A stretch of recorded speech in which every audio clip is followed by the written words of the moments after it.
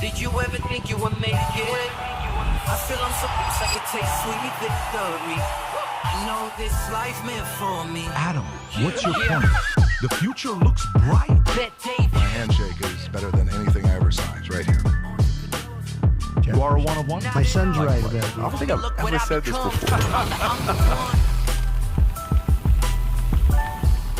before. Okay, guys. So if you're thinking about buying a home, okay, and if you want to know what the hell is about to happen to the market, real estate, rates, mortgage, any of that stuff, I don't know anybody that's going to be more qualified to talk about this than the guy there's this guy that works on what is that street called in D.C., Pennsylvania? Rob, what's the street called? Pennsylvania It's Avenue. Pennsylvania Avenue. 1600. I think he's right between His name is Donald J. Trump. He makes a phone call to hire this guy to be the chair of Fannie and Freddie Mac.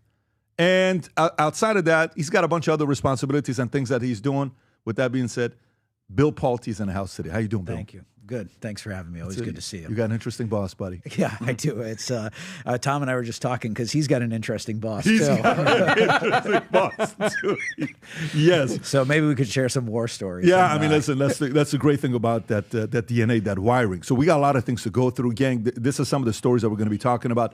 The timing of it couldn't be any better because today, I think in the afternoon, Jerome Powell and the Fed, I don't know what the exact time it's going to be, they're either going to lower the rate by a quarter or a half. We're going to see what's going to happen. We'll talk about that today. Bunch of other stories as we're talking about this. Trump says China close to a trade deal ahead of Xi talks, TikTok decision. China asks U.S. to protect hard-won results before Xi-Trump meeting. Big banks woo Trump for roles on blockbuster IPO, which the blockbuster IPO chair is here because the blockbuster IPO they're talking about is Freddie and Fannie. We'll talk about that. Union pressures Democrats to end government shutdown. Oil settles lower as OPEC plans to increase oil output. Oil executives predict 2026 price low point as Permian Basin ramps up production. drill, baby, drill. That's right. Capacity. U.S. beef prices. Some of you guys, I was upset last night. I'm like, listen, man, just give me some steak. I want my bison. It breaks my heart every time I see about the beef prices soaring. Will Trump plans lower them? We will see. Amazon cutting 14,000 jobs as the retailing giant embraces AI. Amazon targets as many as 30,000 corporate job cuts. Another source says, one is Reuters, one is CBS. Target cuts 1,800 corporate jobs in its first major layoff in a decade. Rivian, I mean, there's a bunch of layoffs. UPS has already cut 48,000 workers this year. Home ownership dips in 2025 for the first time in nearly a decade. U.S. mortgage rates fall to the lowest in more than a year. Then you got U.S. stock market rally, defies odds, fueled by earnings and Fed rate cut hopes. Intel stock jumps as Q3 earnings beats expectations. AI drives chips demand. Qualcomm stock jumps 11% as company enters AI chip race, taking on NVIDIA and AMD. Billionaire Larry Ellison's fortune plummets, folks, if you're worried about it. This guy lost $24 billion just recently. And if you really want to make a difference, maybe start a GoFundMe for him to kind of help him bring swing by, take him to lunch. Yeah, pick up the swing ticket. by. Tesla may lose Elon Musk if shareholders don't approve the $1 trillion package. Chairperson warns, that's a Yahoo story. Disney content could be pulled from YouTube this week. CBS Evening News co-anchor John Dickerson leaving network. OpenAI say U.S. needs more power to stay ahead of China and AI. Electrons are the new oil. And then we got a couple other stories here that we'll get into. Tens of thousands of white-collar jobs are disappearing as AI starts to bite. CEOs are furious about employees texting in meetings. That's a Wall Street Journal story.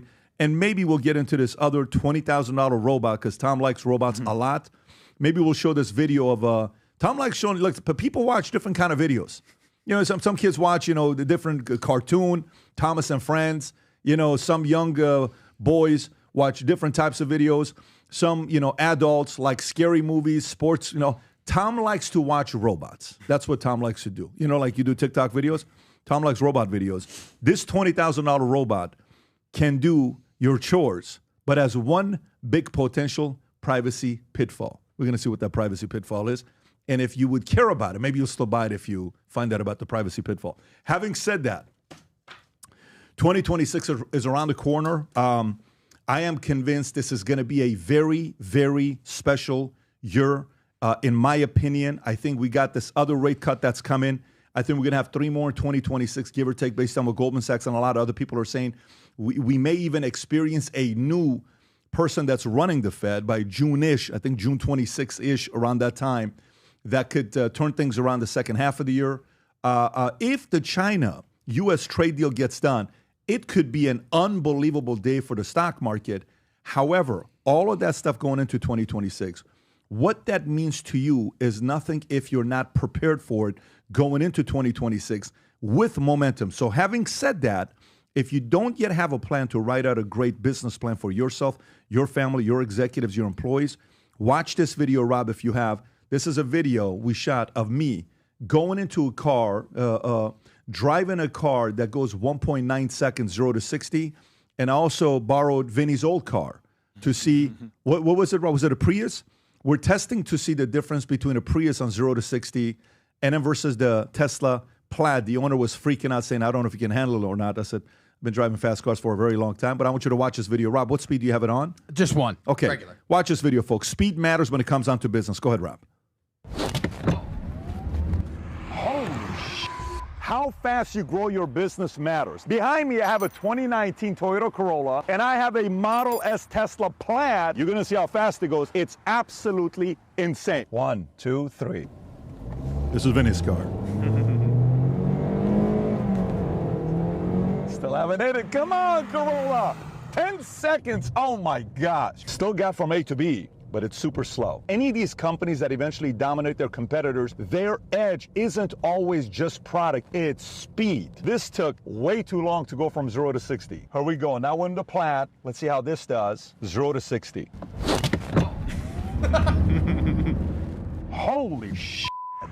Oh my God, that was amazing. So notice the difference. 0 to 60 in the Corolla, 9-10 seconds. This was less than 2 seconds. So at this point, we know speed is critical in business. The question becomes, with 2026 around the corner, it'll be here in no time. How prepared are you going to be versus all your competitors? Once a year, I host an event called the Business Planning Workshop, where we cover the 12 building blocks on how to write a proper business plan that drives emotion and logic. If you've never attended it, do whatever you can for you, your wife, your team to tune in together. It's the only one we do that's through a webinar, which means anybody from anywhere around the world can tune into the Business Planning Workshop. It's December 12th. We start first thing in the morning. We go till very, very late. If you haven't registered yet, click on a link below to get registered. I cannot wait to see you there. All right, there you go, Rob. Let's put the link below. For some of you guys that are only listening to the audio, go to bpw.beddavidconsulting.com. Again, bpw.beddavidconsulting.com, or the link below. Get registered. We'll spend a day together on December 12th and make that the beginning of the greatest years of your life in 2026. All right, let's get right into it. Bill, everybody is worried. Should I buy a house? Should I wait? What's going to happen? Is Powell going to lower the rates today? 1/4 point, 1/2 point? What's going to be happening? What can you tell us? Well, he should lower them more than 1/2 point. He should lower them 200 or 300 basis points.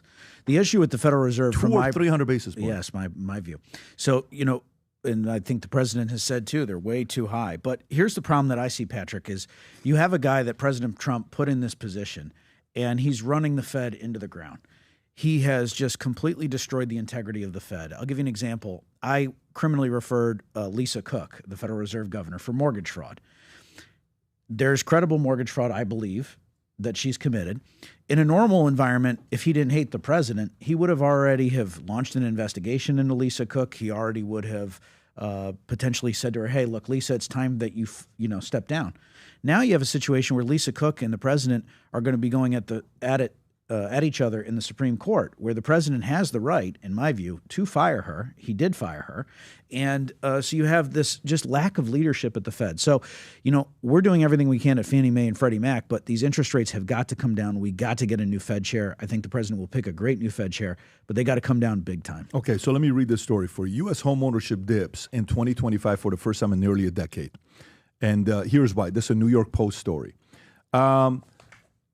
The number of U.S. homeowners fell in 2025, first time in nearly a decade. The figure has dropped, according to a realty company, Redfin, about 86.19 million Americans belong to a picket fence crowd as of April 1st, down 0.1% to from 86.28, who own homes at the same time 2024. The United States saw a drop of home ownership in the second quarter of 2016, nearly 10 years ago, from 74.36 to 74.4. In April, the number 1.1%. Inflation, high interest rate mortgage rates, and skyrocketing real estate prices have priced a lot of people out of the housing market.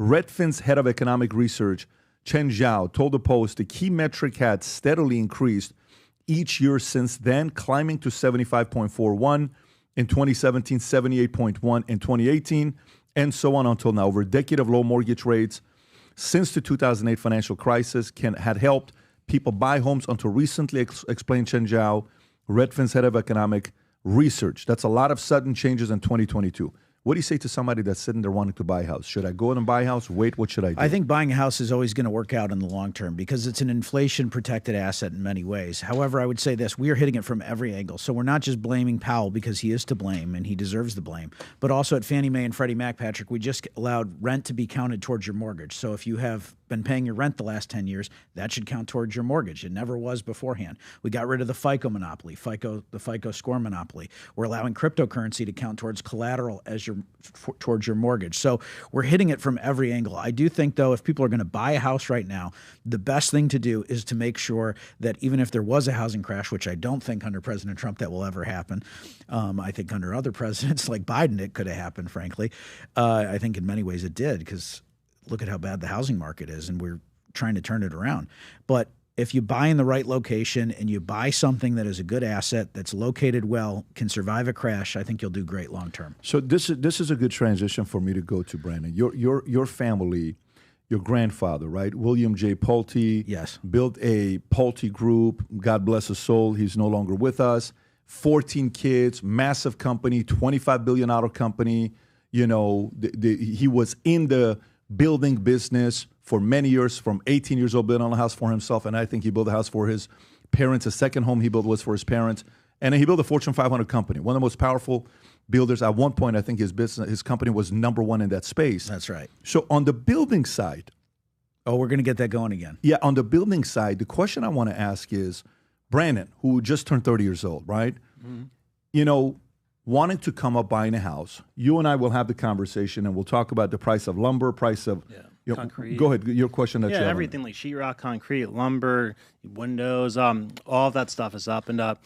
We always talk about how it seems that's not profitable to build houses, and it's like a national crisis that it is unprofitable to build houses, and there's a giant shortage in it. So that's something that concerns me a little bit with rates going down. I understand that inflation's low, so there's a lot of good reasons to bring rates down. But remember when COVID happened, we brought rates down, and the average house price went from like $378 to $500 in just 3 years. So, you know, I'm concerned about prices going up like that again with the shortage in housing. So, I mean, what do you say about that? Well, I would say that the builders sit on a lot of land. They sit on over 2 million lots, by what we can tell. And at the president's builders sit on 2 million lots. Yeah, 2 million empty lots. Yeah, yeah. That's the dirty secret. And look, I love Pulte, I love D.R. Horton, I love Lennar, I love all the big home builders. But we've been meeting with them recently. We've had some really good talks, I would say. Me and others in the administration, and I'm very confident we're going to get them building. But you know, look, they may need to bring their prices down. They may also need to figure out how to make monthly payments only for people who are qualified, but make it more affordable for people to buy homes. So this really is all hands on deck. And the builders are sitting on 2 million lots, Patrick. So they got to get going. But you look now they'll say, oh well, it's not entitled and there's not sewers in it. Well, then get putting the sewers in them, okay, guys? How do you do that though? How do you motivate them? Because price of concrete's gone up 150% since we 2010. We can motivate them. We're trying to do it in a constructive way.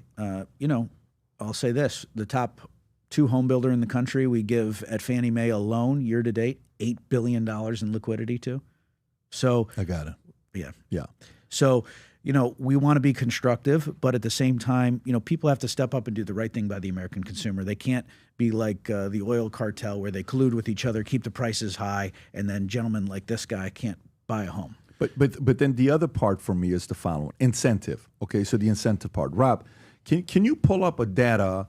You know, the number of 2-bedroom homes we build versus 3-bedroom homes versus 4-bedroom homes. I just sent it you the 1,400 square foot one. Rob, if you can pull that up. So if you look at the number of 4-bedroom homes skyrocketing, okay, versus the number of 3-bedroom homes versus the number of 2-bedroom condos, starter homes. Builders are sitting there saying, why would I get into building smaller homes? There's no money in it. I mean, if you look at this, 1970s, look how many homes we're building per year that are 14,000 square feet or less. 500,000 per year. And then we go to 400,000 of them in the 80s. Then we go into the 300,000 in the 90s. Then 200,000. And then today, less than 100,000 homes being built every year. That's less than 1,400 square feet. If I'm a 25-year-old, where back in the days, somebody wanted to buy a home, it took 2.5 times average salary to be able to buy a house. Right now, in some years, it's 5.5 to 8.5. So what incentive do you give builders to say, guys, we got to go build some 1,400 square foot homes, not these 2,800 4-bedroom homes? What can we do to incentivize builders? Well, I don't want to just pick on the builders, but I will say they do need to look at the margins. And one of the companies that's done this is Lennar. They've built smaller floor plans. They are not just saying, oh, we need all these high margins and we need to make a lot of money. Look, I'm all for these companies making money. This is America. But at the end of the day, the builders, Patrick, when I was a kid at Pulte Homes, and, I eventually went and worked there on the board, but, when I was a kid, it was less than 10% of the market was the big builders. Now, Patrick, it's almost 60% of the market. So a lot of people say, wow, these builders, they almost have like a monopoly on the market. From what year to what year?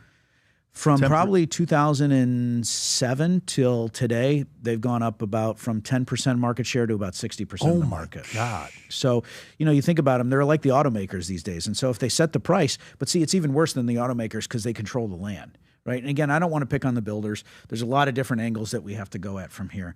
But we got to get it down. Biden destroyed the housing market. And that's not just, I know it sounds like a crazy political point, but he did. With this inflation that went up and rates went up as fast as it did, it scared the hell out of everybody. They didn't build supply. They kept margins high. And we got our work cut out for us. Tom, what are you thinking about this? Well, I also see a local angle to it. Right, and local permitting and local approvals. We just saw it after the LA fires.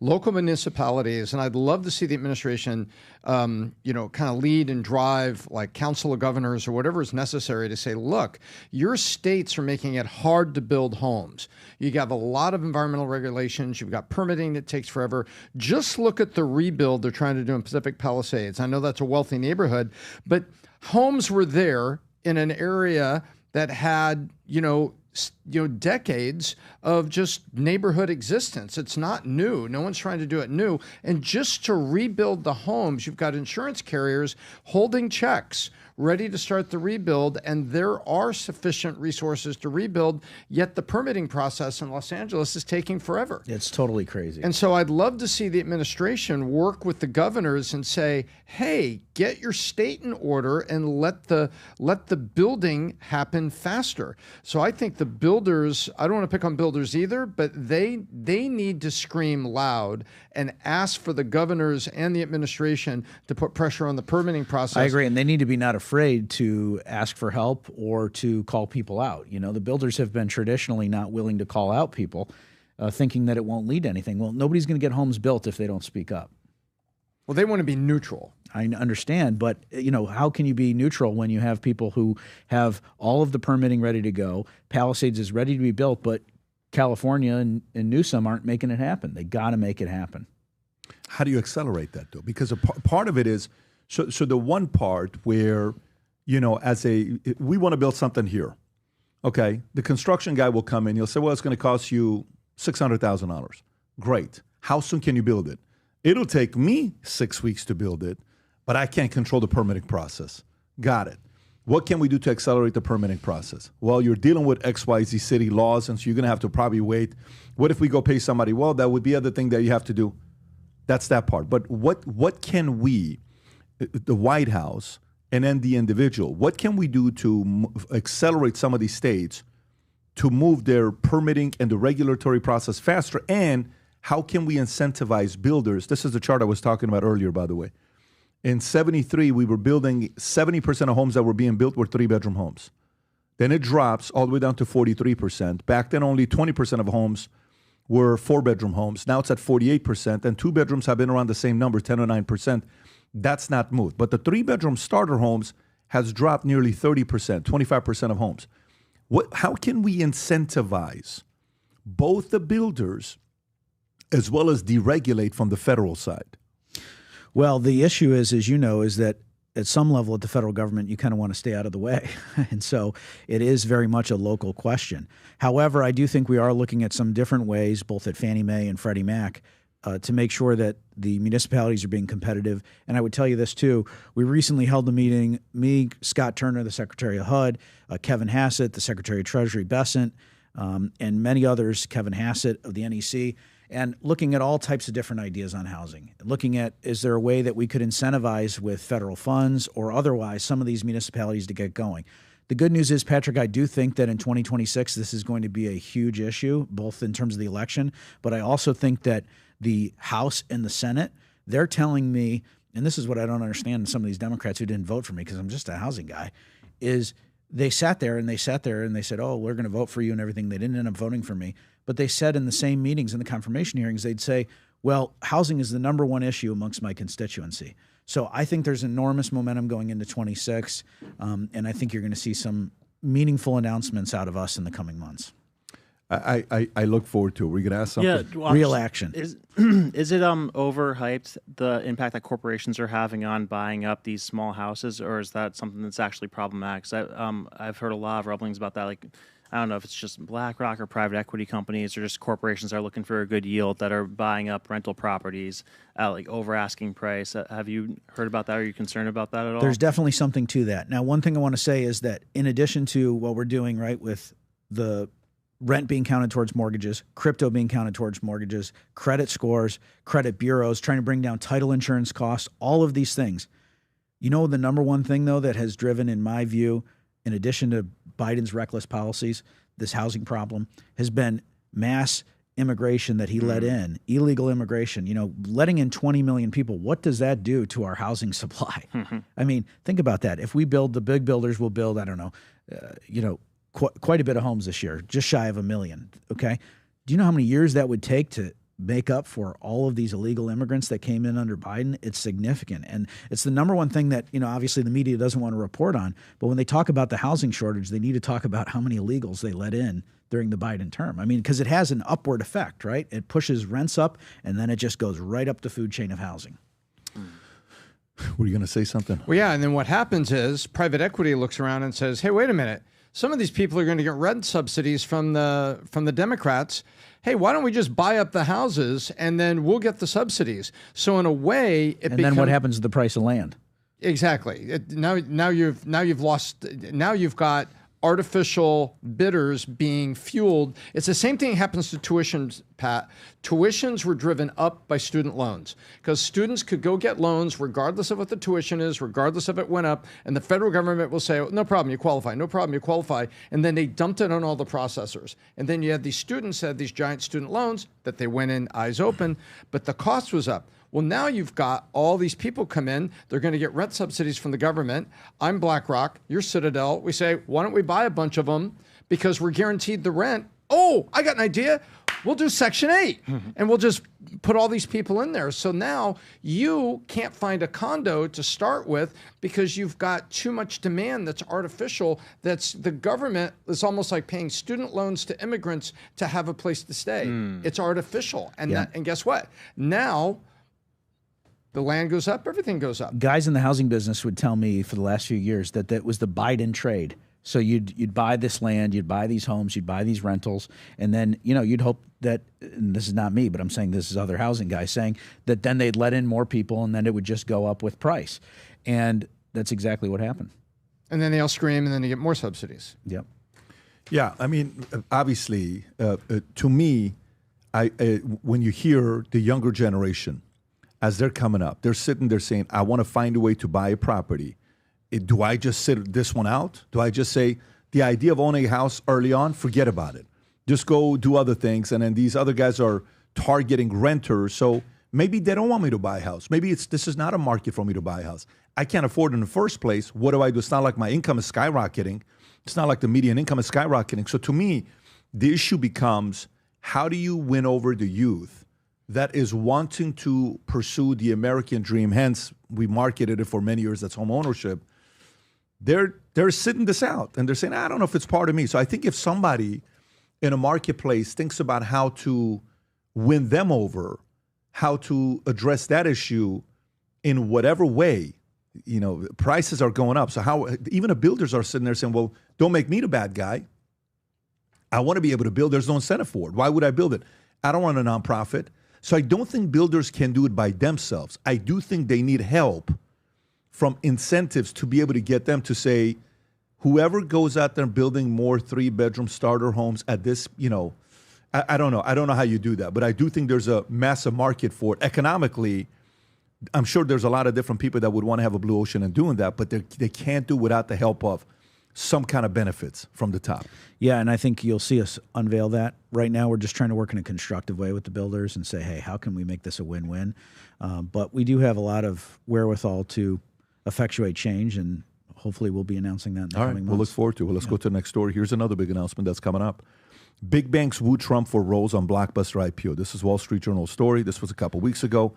Goldman Sachs chief David Solomon was at the White House this summer pitching President Trump on why his bank should lead a huge coming deal, the initial public offering of mortgage giants Fannie Mae and Freddie Mac. Midway through the presentation, Trump invited a group of athletes from his Council of Sports and Fitness. Solomon continued speaking as former president, a professional wrestler, Triple H, and golfer Bryson looked on.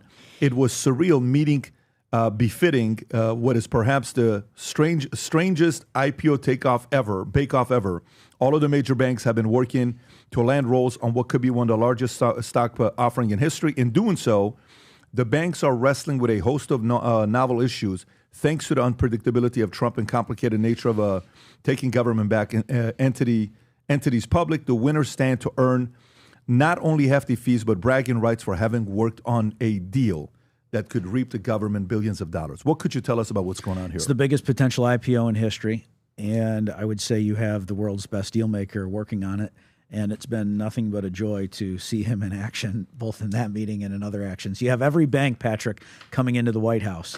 I mean, they all want to come in, but we've had about 6 meetings with 6 different banks. All the big ones. All the big ones. And they're sitting right there in front of the Resolute desk, and they're pitching the president and, you know, oh, sir, you know. And it's funny because some of these guys, you know, they weren't so friendly to the president in his years where he wasn't a active president, you know, for the last 4 years. Does he remind them in those meetings? I don't want to say what he does or doesn't do, but I would just say I'll talk about what they do, which is they kiss his ass. They do. And they deserve to kiss his ass. Number one, he's the leader of the free world.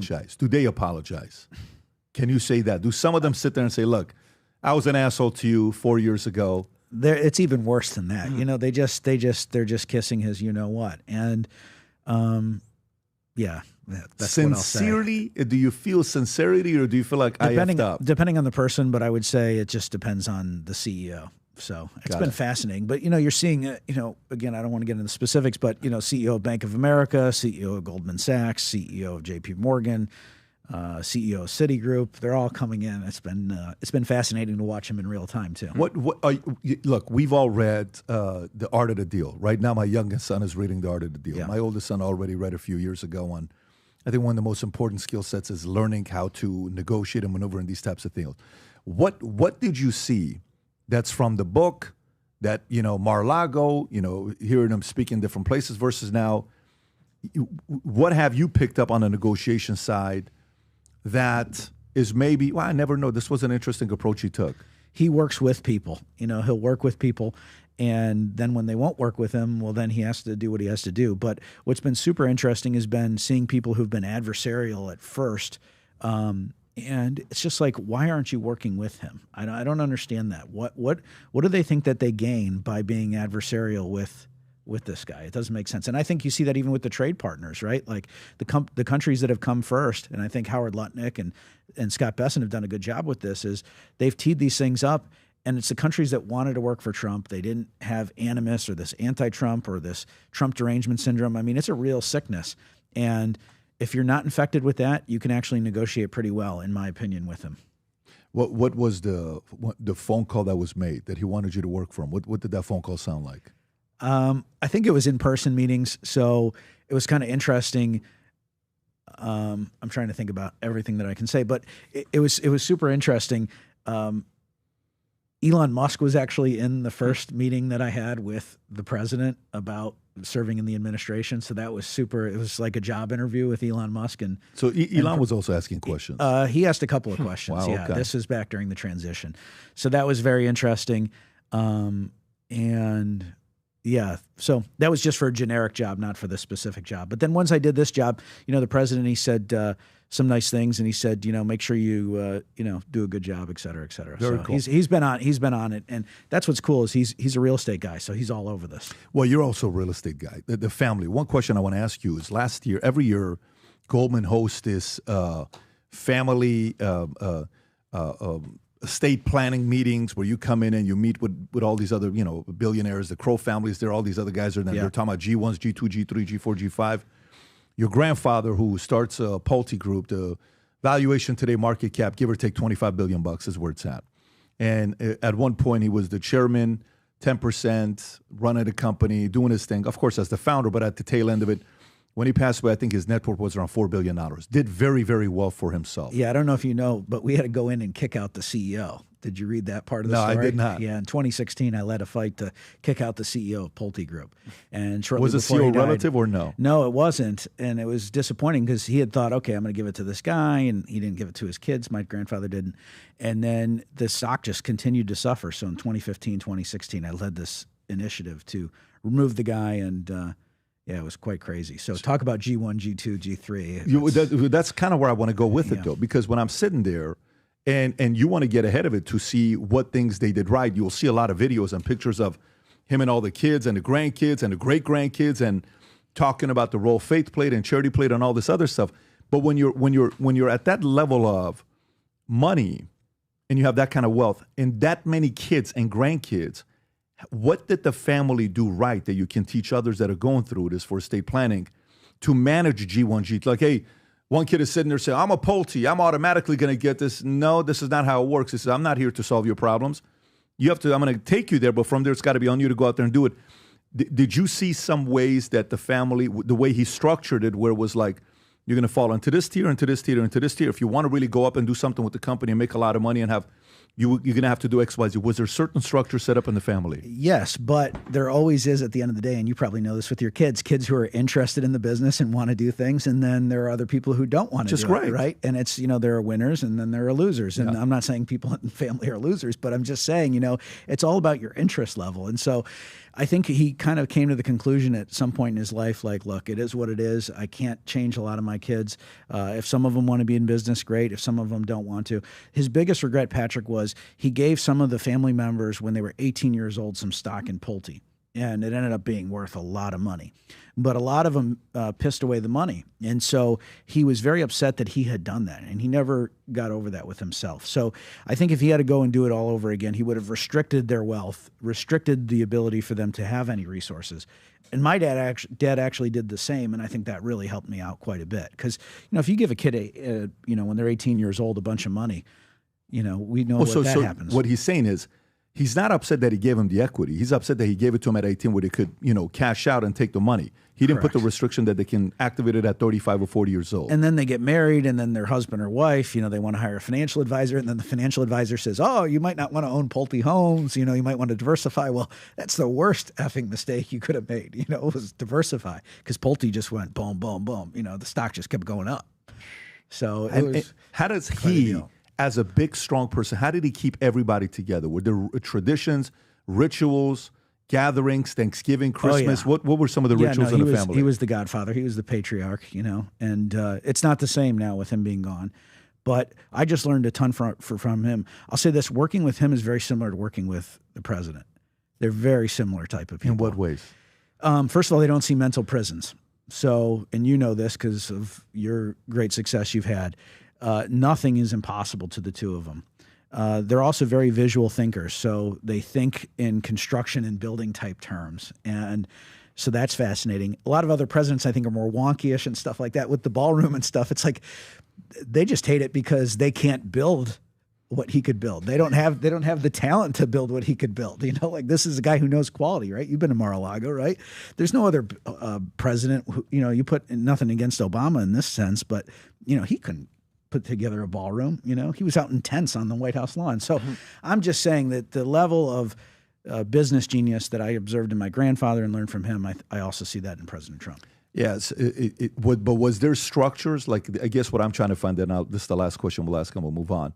If you want to work in the family business, you must do ... get an MBA. If you want to do this, you have to. Was there certain requirements that he put together? No, and at some level, he just wanted to see who wanted it. And I was the only other Pulte in Pulte Homes other than my grandfather. So, but I was with him. You know, I remember one of my You're the only other Pulte in Pulte Homes outside of your grandfather, even though your grandfather had 14 kids. That's correct. That's unbelievable. Yeah, him and I were extremely close. Well, when you go to his profile, yeah. For a man to have 14 kids, the only other name that there's a link to is you.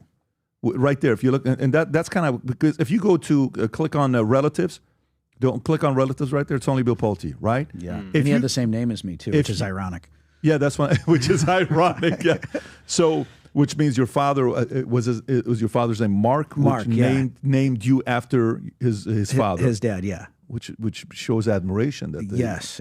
That's very cool. Yeah. So only you. So, you know, how is that? Was it because you wanted to? The others you just didn't? wanted it. You just wanted it, and you did everything that you could to learn to be of value to him. I'll give you an example. Like in 2011, it was terrible. One of my uncles passed away. So you had 9 biological kids, 5 stepkids, so 14 total. One of the uncles passed away, and he was just a tough German guy. He was very sad that his son died, but you know, he was just very matter of fact. Well, we were in the funeral home for a couple of days, and him and I were in the corner talking about business. You know, and it's just.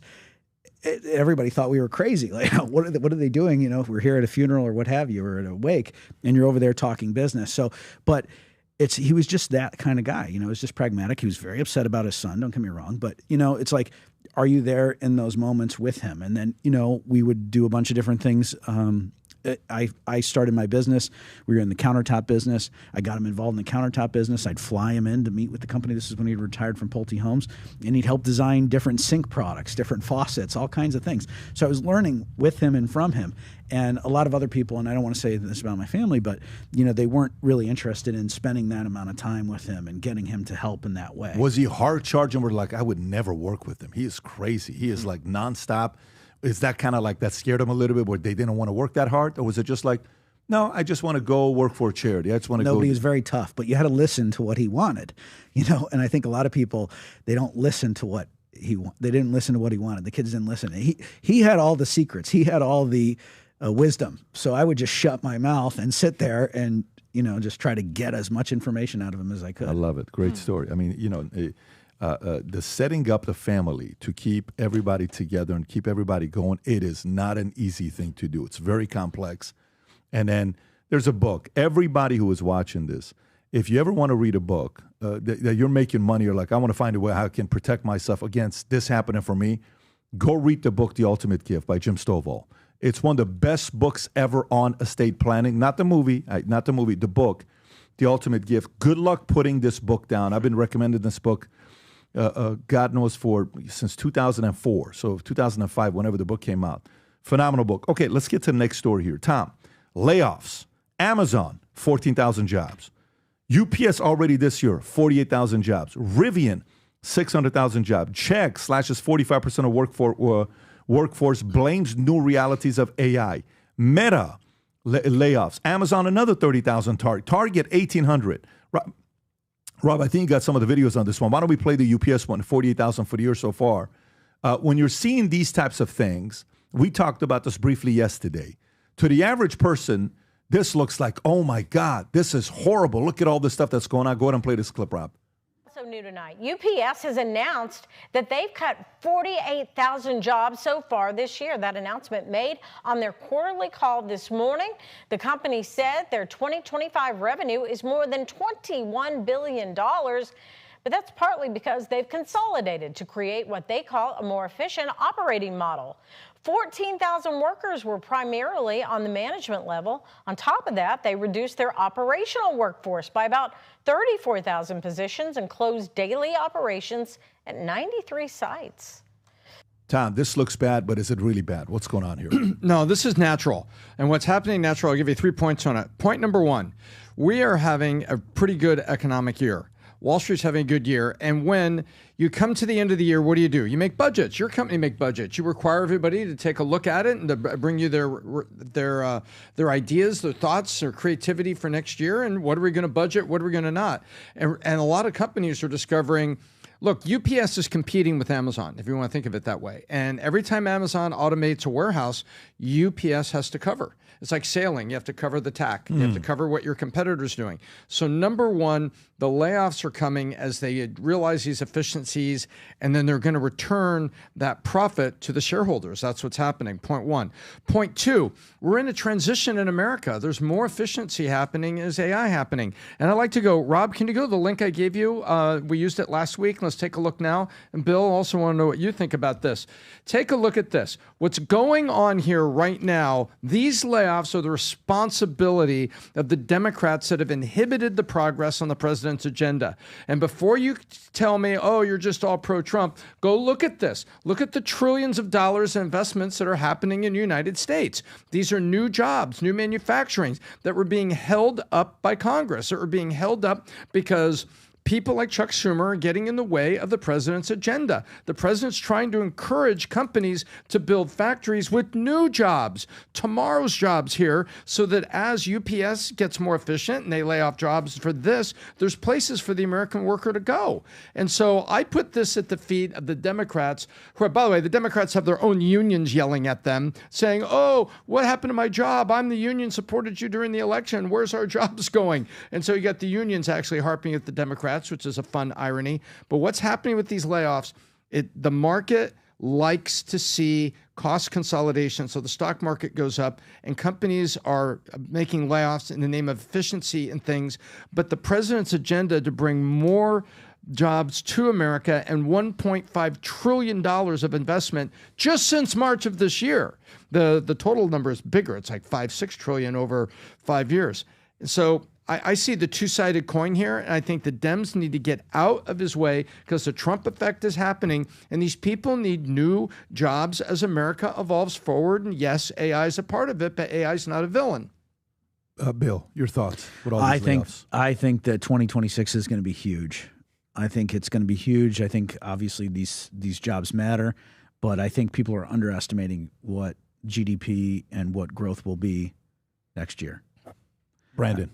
Yeah, no, this is such a normal thing. Every 100 years, like 50% of the job market gets wiped out by new disruptive technology. You know, it happened with agriculture in the 1800s. Like 90% of the workforce got wiped out. They went into skill trades. Then the Industrial Revolution happens. Then it wipes out the skill trades. Then computers come along. It wipes out the industrial factory jobs. So, you know, like every 100 years, a new disruptive technology comes out, wipes out half the job market, and then people get jobs they didn't even realize that were going to be needed in the future. So we're not even imagining the jobs that are going to be created. People are thinking it's going to have to be UBI or something, but no, I think we're going to have a whole new job market that we're not even fathoming right now. Yeah, I mean, look, like Tom said earlier, if some of these companies, as they're coming into the fourth quarter, they're cutting the cost to show up. You know, you see, we just laid off this many people. Boom.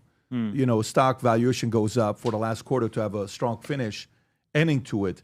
I don't see these stories slowing down the next couple months. I think we're going to hear a couple more of these stories, Tom, coming up. So if you think this is a big deal, I think there's more announcements. These companies are not in trouble. These companies are actually surging. Yesterday, we're sitting in a meeting, guys. We're preparing for the podcast. And Tom starts talking about all these companies are laying people off. And I look at the people sitting in the room. I'm like, Tom, are you threatening the people sitting in front of you? Are you threatening people? What are you telling people right now what's going on and why it's a good decision? You see Humberto panicking. He's got like sweat dropping because of all the stuff that's going on in Chile. But I think Humberto's going to be okay. I think he's going to be okay. I don't want to. Yes. So you attribute more to earnings than to AI, to automation? I think it's lazy to say due to AI. Like, for example, Chuck says, slashes 45% of workforce, blames new realities of AI. As the operator, you need to just take responsibility of why you're doing this. Yes, some of it may be AI. 45% tied to AI? Amazon is investing $10 billion, though, to an AI part. I think there's an element of it that is AI.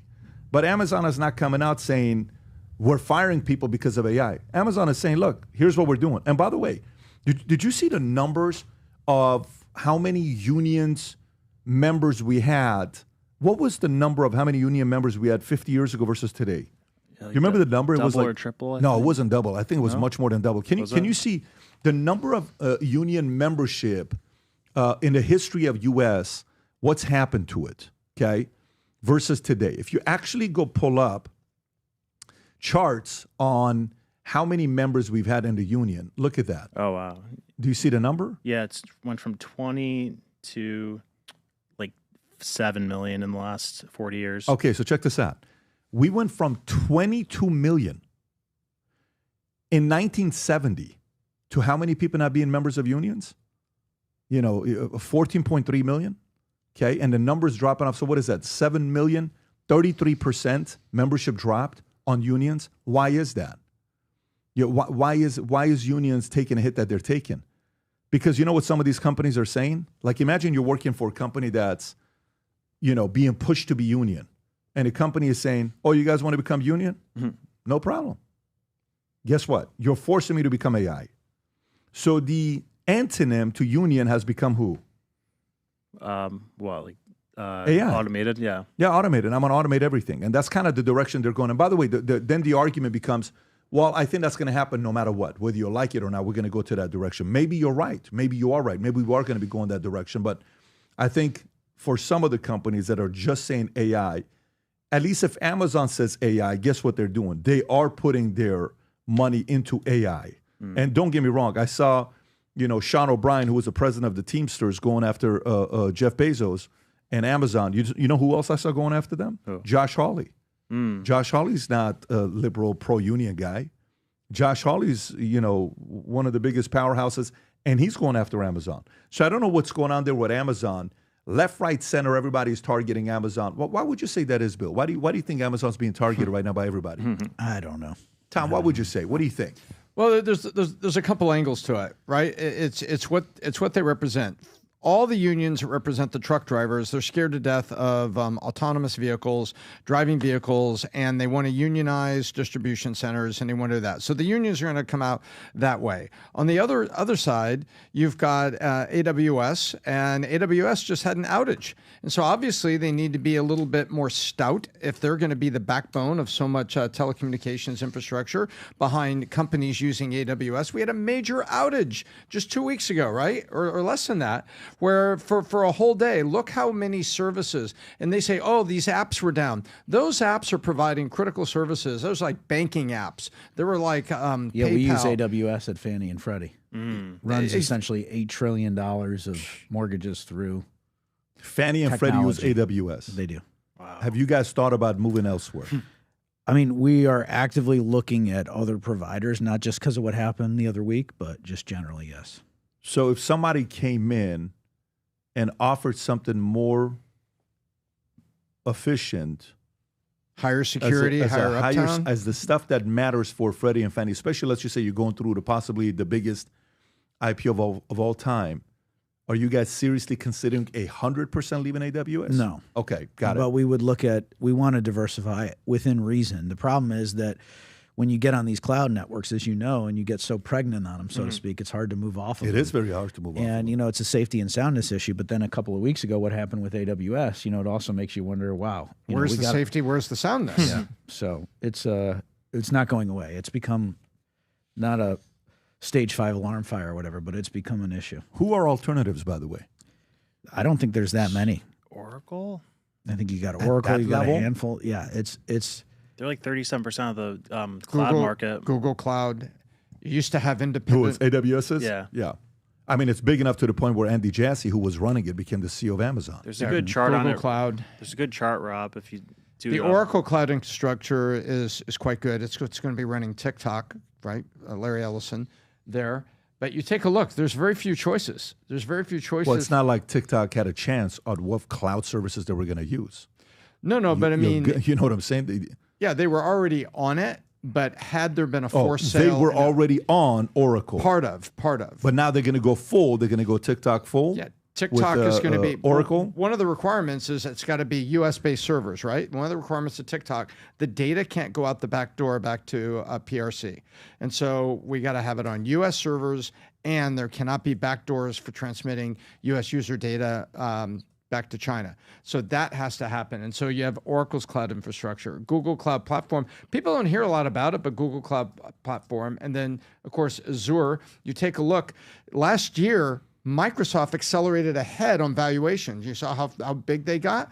Part of that was Azure Cloud. Well, they're just so critically important. I get a report every day with how much mortgage volume we do at Fannie and Freddie. We have a subsidiary that we rebranded from Common Securitization Solutions, nobody knew what the hell it was, to U.S. FinTech. It's basically a FinTech company that Fannie and Freddie own. We've put over $1 billion in at each company. So Fannie put in $1 billion, Freddie put in $1 billion. We do all of the underground piping basically for the mortgage-backed security market through this U.S. FinTech.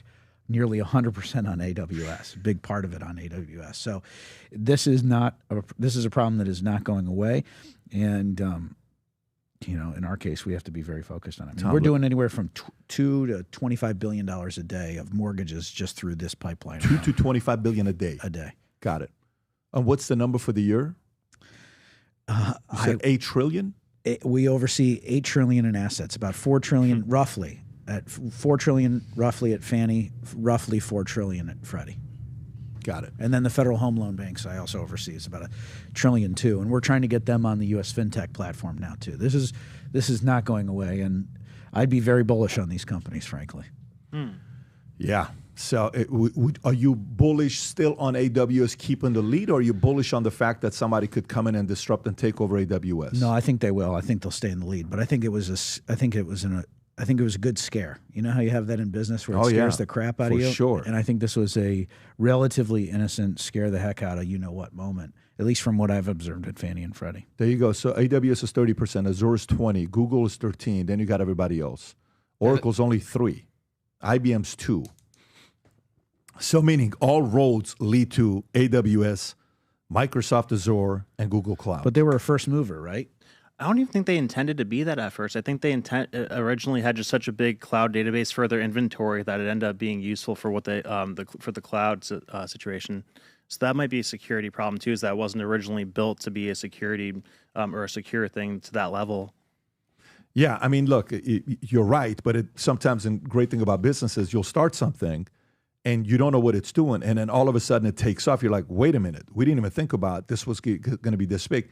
And then remember the history of Amazon, what they thought they were selling to the point that AWS became so big. We talked about this, I think Adam brought it up, where Andy Jassy, the guy running AWS, is not a CEO of Amazon. Why would Bezos and the board make a decision like that? Because they see that business unit driving all the other things in the future, and it has the biggest potential.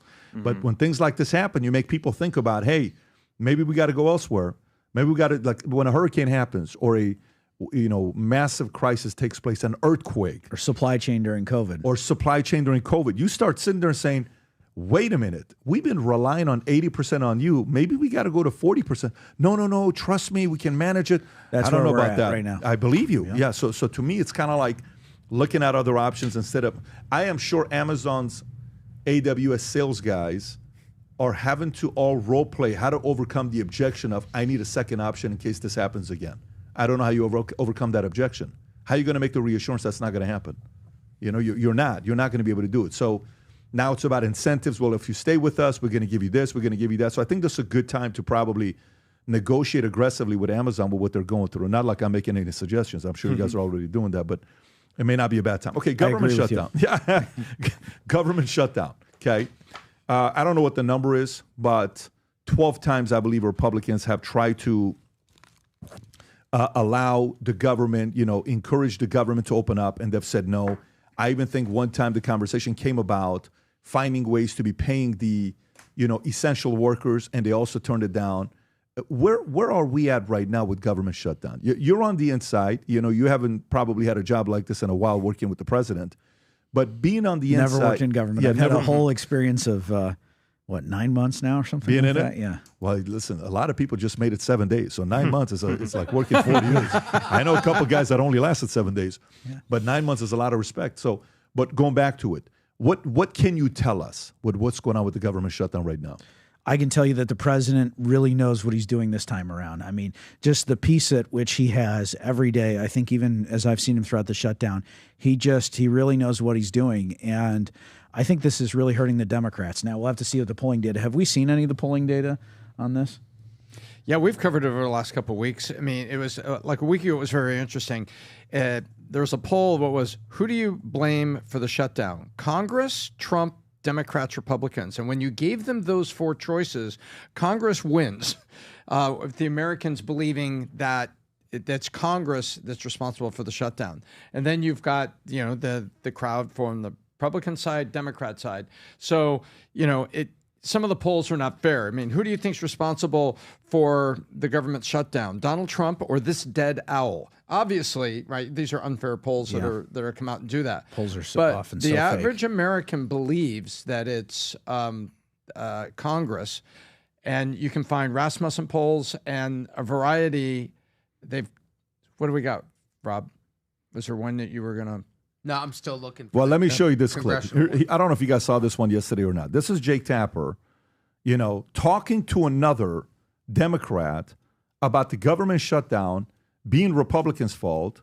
And this Democrat is finally saying, listen, man, you're just not telling the truth. So now Jake Tapper is acting like a politician instead of a journalist. Just watch this clip here. So nothing's changed. Senators from New Mexico, your home state, vote to open the government so that these SNAP funds are not at risk? Let me be clear. The administration is choosing to starve American children with money that they already have appropriated. I'm not applauding this their. is I'm a not applauding choice their by tactics. the White House. Well, this is a choice by the White House. This They is are also, choosing Congresswoman, to this cut is off also a food choice assistance. by Senate Democrats No, to not it is vote to not. open the government. Yes, it is. This I understand Senate- why they're doing it. They're I doing it give the because they want opposite of it. Medicaid funds restored. They're doing it because they want Obamacare premiums to be extended past the end of the year. I understand the reasoning. Sir, let me just be clear. The money for contingency plans is sitting there. That is why the states are suing. The White House is withholding funds from 2 to 3 children weeks worth to of have SNAP funds. food. Yeah. Yeah, well, it may not be a big deal to you, but let me It is tell a big you deal that to for me. the grandparents, for grandparents big deal that to me. literally are feeding their children, My point to is that not it's a have short-term money solution. in those accounts. It's it a doesn't short-term- matter. At the end of the day, people need to be able to feed their families, and Saturday is when those funds If you run feel out, so and strongly, we are fighting to Congresswoman, get why that not funding. ask the Senate Democrats from New Mexico to vote to open the government so that the SNAP funds... Sir, I am here in the House of Representatives. It is shut down. I am fighting to get the government reopened. I am fighting to get funding put back into SNAP that is already existent, and I am fighting for the American people. I am here. But show me a single Republican that is here. Not a single one is here to make sure that Americans are fed on Saturday. That is why I am here. Democratic Congresswoman Melanie Stansbury from New Mexico. How do you process that? How do you process that, Bill? Oh, I look at some of these politicians and they do not like our president, and it makes them kind of go crazy. You know what is cool, though? I said the complete opposite way, but it's cool when they are forced to hold each other accountable, where it's kind of like, hey, you have the right to do it. If you're so worried about it, why don't you do something about it? And they're not. And then Speaker Johnson, Rob, if you have Speaker Johnson's... But that really shows that, the president's on the right side, in my view here. If you've got somebody like him questioning her, and she really doesn't have any good arguments. Yeah, but MTG comes out and responds to what, this is the conflict. So this is the part where I'm curious to know what's really going on here. This is Speaker Johnson, Rob, if you want to play this. So I brought you a little visual aid here to just remind everybody what the simple facts are. 4 simple facts here. The Democrats are required to open the government. They keep saying Republicans are in charge of government. We aren't, not in the Senate. 60 votes control the Senate, not a bare majority. And so point number 1, Democrat votes are required to open the government. Point number 2, they refuse to do it. They have now voted 12 times to keep the government closed. And they'll have another chance today or tomorrow, maybe multiple times this week, and we'll see what they do. Now, the third point is very important because they've been trying to confuse the American people. They've tried to say this is a fight about health care or this or that or any other thing, and it's very simple. They put this on paper. They made this their demand in writing in the record of the Senate, and it has not changed. These are just 4 subpoints there under fact number 3, but there's many more. But among the things they're demanding, this is what the Democrats in the Senate are demanding to reopen the government. They want to give $200 billion in health benefits to illegal aliens and non-citizens paid for by U.S. taxpayers. That is in their proposal. They want billions in wasteful programs to be returned to foreign countries. So we stopped these things. They want to turn it all back on. They're demanding that we do all that to get the government open for hardworking Americans again. They want to give $500 million to left-leaning news organizations, and they want to cut $50 billion from rural hospitals. We will not do those things. And they know that very well. You can pause it right there. Now, a lot of people are saying, wait a minute, that's not what they're doing. This is not about illegal immigrants getting benefits and all this stuff. But this is what AOC said with Kristen Welker. Tom, I don't know if you saw this one or not. Rob, if you want to play this, I just texted it to you. When asked about whether they want to deny illegal immigrants or undocumented citizens insurance, this is what AOC had to say, which contradicts what a lot of Democrats are saying, that that's not what they're trying to do. At least AOC is just putting it out there. Go ahead, Rob. But can I ask you on this to follow up? Because you said that it is federal law that people, undocumented immigrants, can't get Medicare, Medicaid, the Obamacare subsidies. Do you believe that should be the law, though? Or do you think undocumented immigrants should have access to federally funded health care? I believe personally that health care is a human right. I believe that every person should be able to go to the doctor. But I believe that right now, federal law is the federal law. And that absolutely, that U.S. citizens and people who pay into our programs deserve to be covered by these programs. And I mean, once again, I do believe that the federal laws that we have on the books are appropriate. But if the you right could ones choose, to do you believe that should be changed? Pardon? If you could choose, do you believe that the federal law should be changed? I don't. I believe in a single-payer healthcare system where if you go in and you need a doctor, you can get the medical attention that you need. But can I ask you? So, how do you process that? What's your interpretation of what you said? That's a running for president type of answer. Yeah, like the way that single payer. Well, they're just like that stance to begin with to say that undocumented immigrants don't have a right to medical insurance. That's not something she would have said in the past. It reminds me of like Newsom trying to go more towards the middle to Europe for 2028. But the number of what we're potentially either saving or spending on this bill, what they're fighting for, is 1.3 trillion. So, the $350 billion that they're fighting for, that was just thrown in, I believe, in the last couple of years. That was even part of what Obama did. And then the trillion for Medicaid cuts. Like, Medicaid's one of the biggest waste pits of money in human history. So I don't know exactly who we're fighting for with this. Like, a lot of it seems to be potentially undocumented immigrants. So I think that they're trying to throw them off here with the shutdown because it doesn't seem like they have a substantive base for what they're doing. Tom, I think when you see AOC go on there, I mean, she's campaigning, absolutely campaigning. Healthcare is a human right.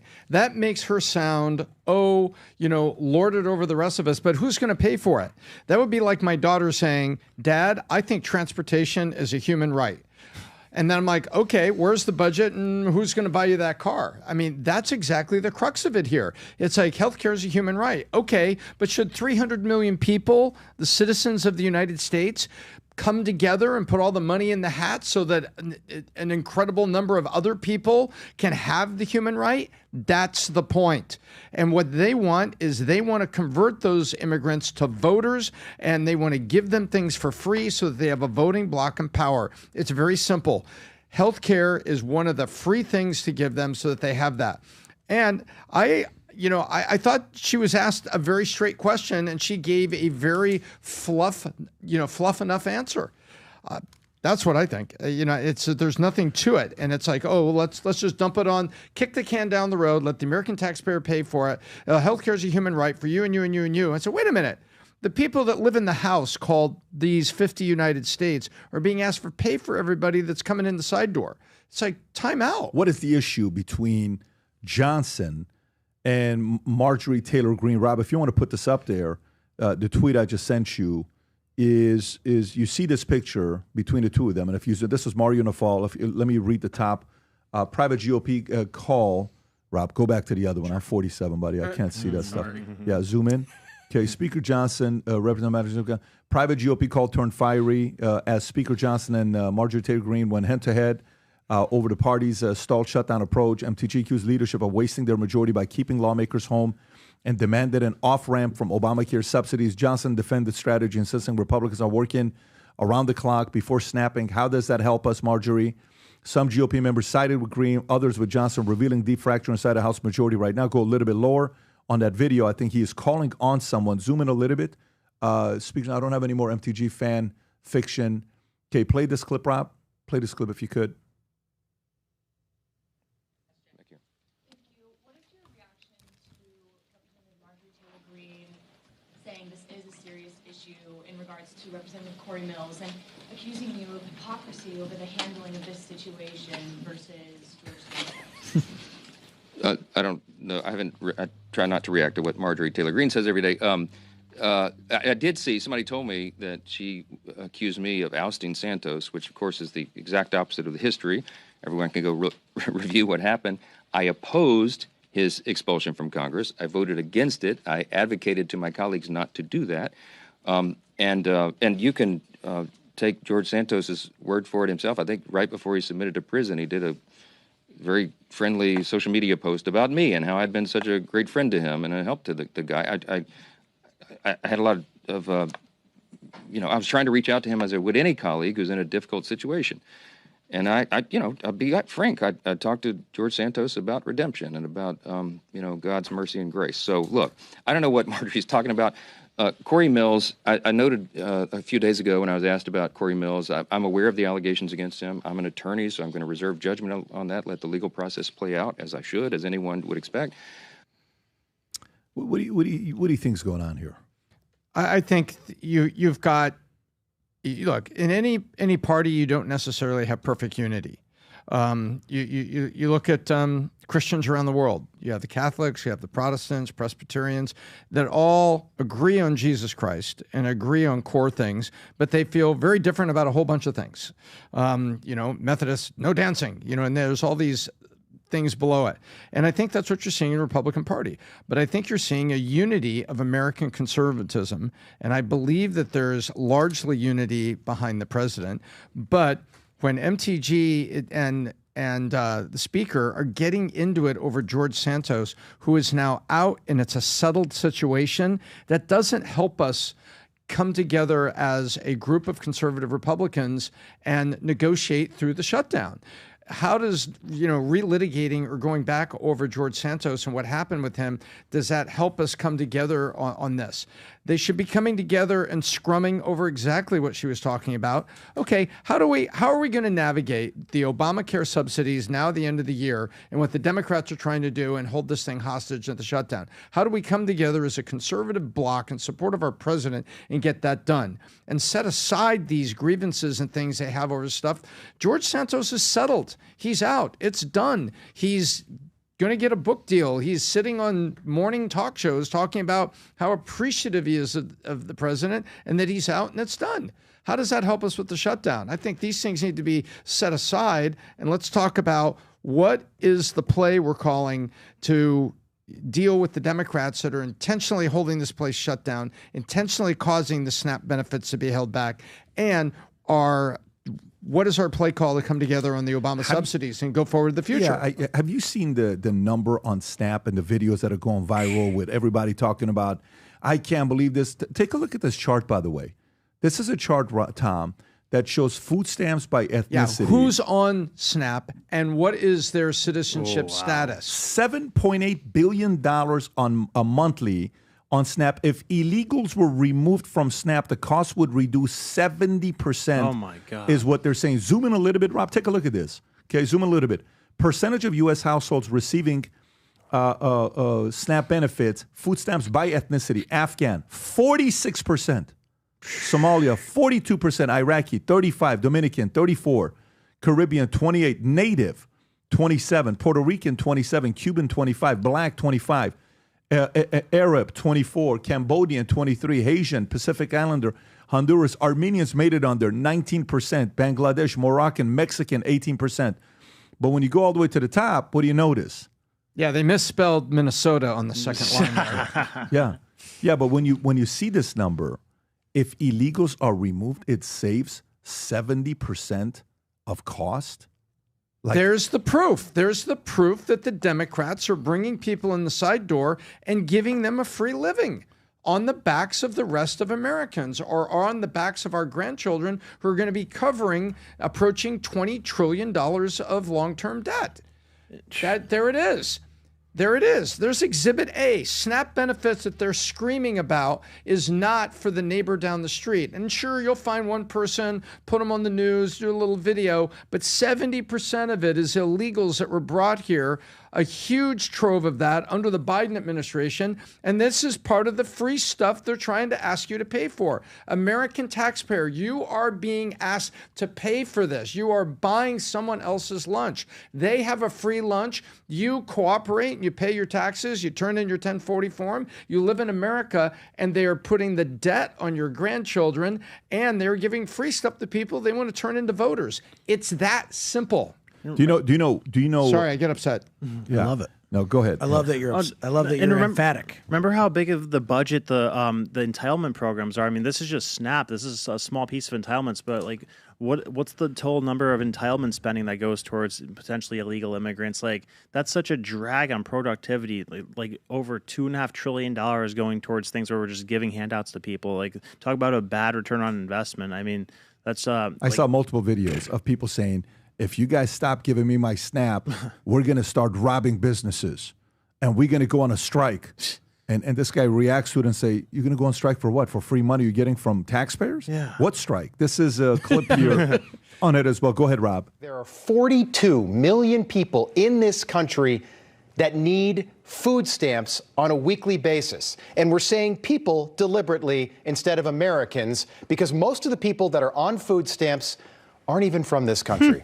45% of Afghanistan immigrants are on food stamps, 42% of Somali immigrants, 34% of every immigrant from Iraq, 23% of Haitians, 59% of all illegal aliens are collecting food stamps, meaning that most of the people getting food stamps from the U.S. government and the U.S. taxpayer are not even Americans.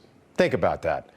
And we didn't know about any of this before the government shutdown started. But thanks to Democrats, we can confirm tonight that millions of Joe Biden illegal aliens, people who crossed the border when Joe was president, are now collecting food stamps from a program funded by hardworking American taxpayers. There are 42 million people.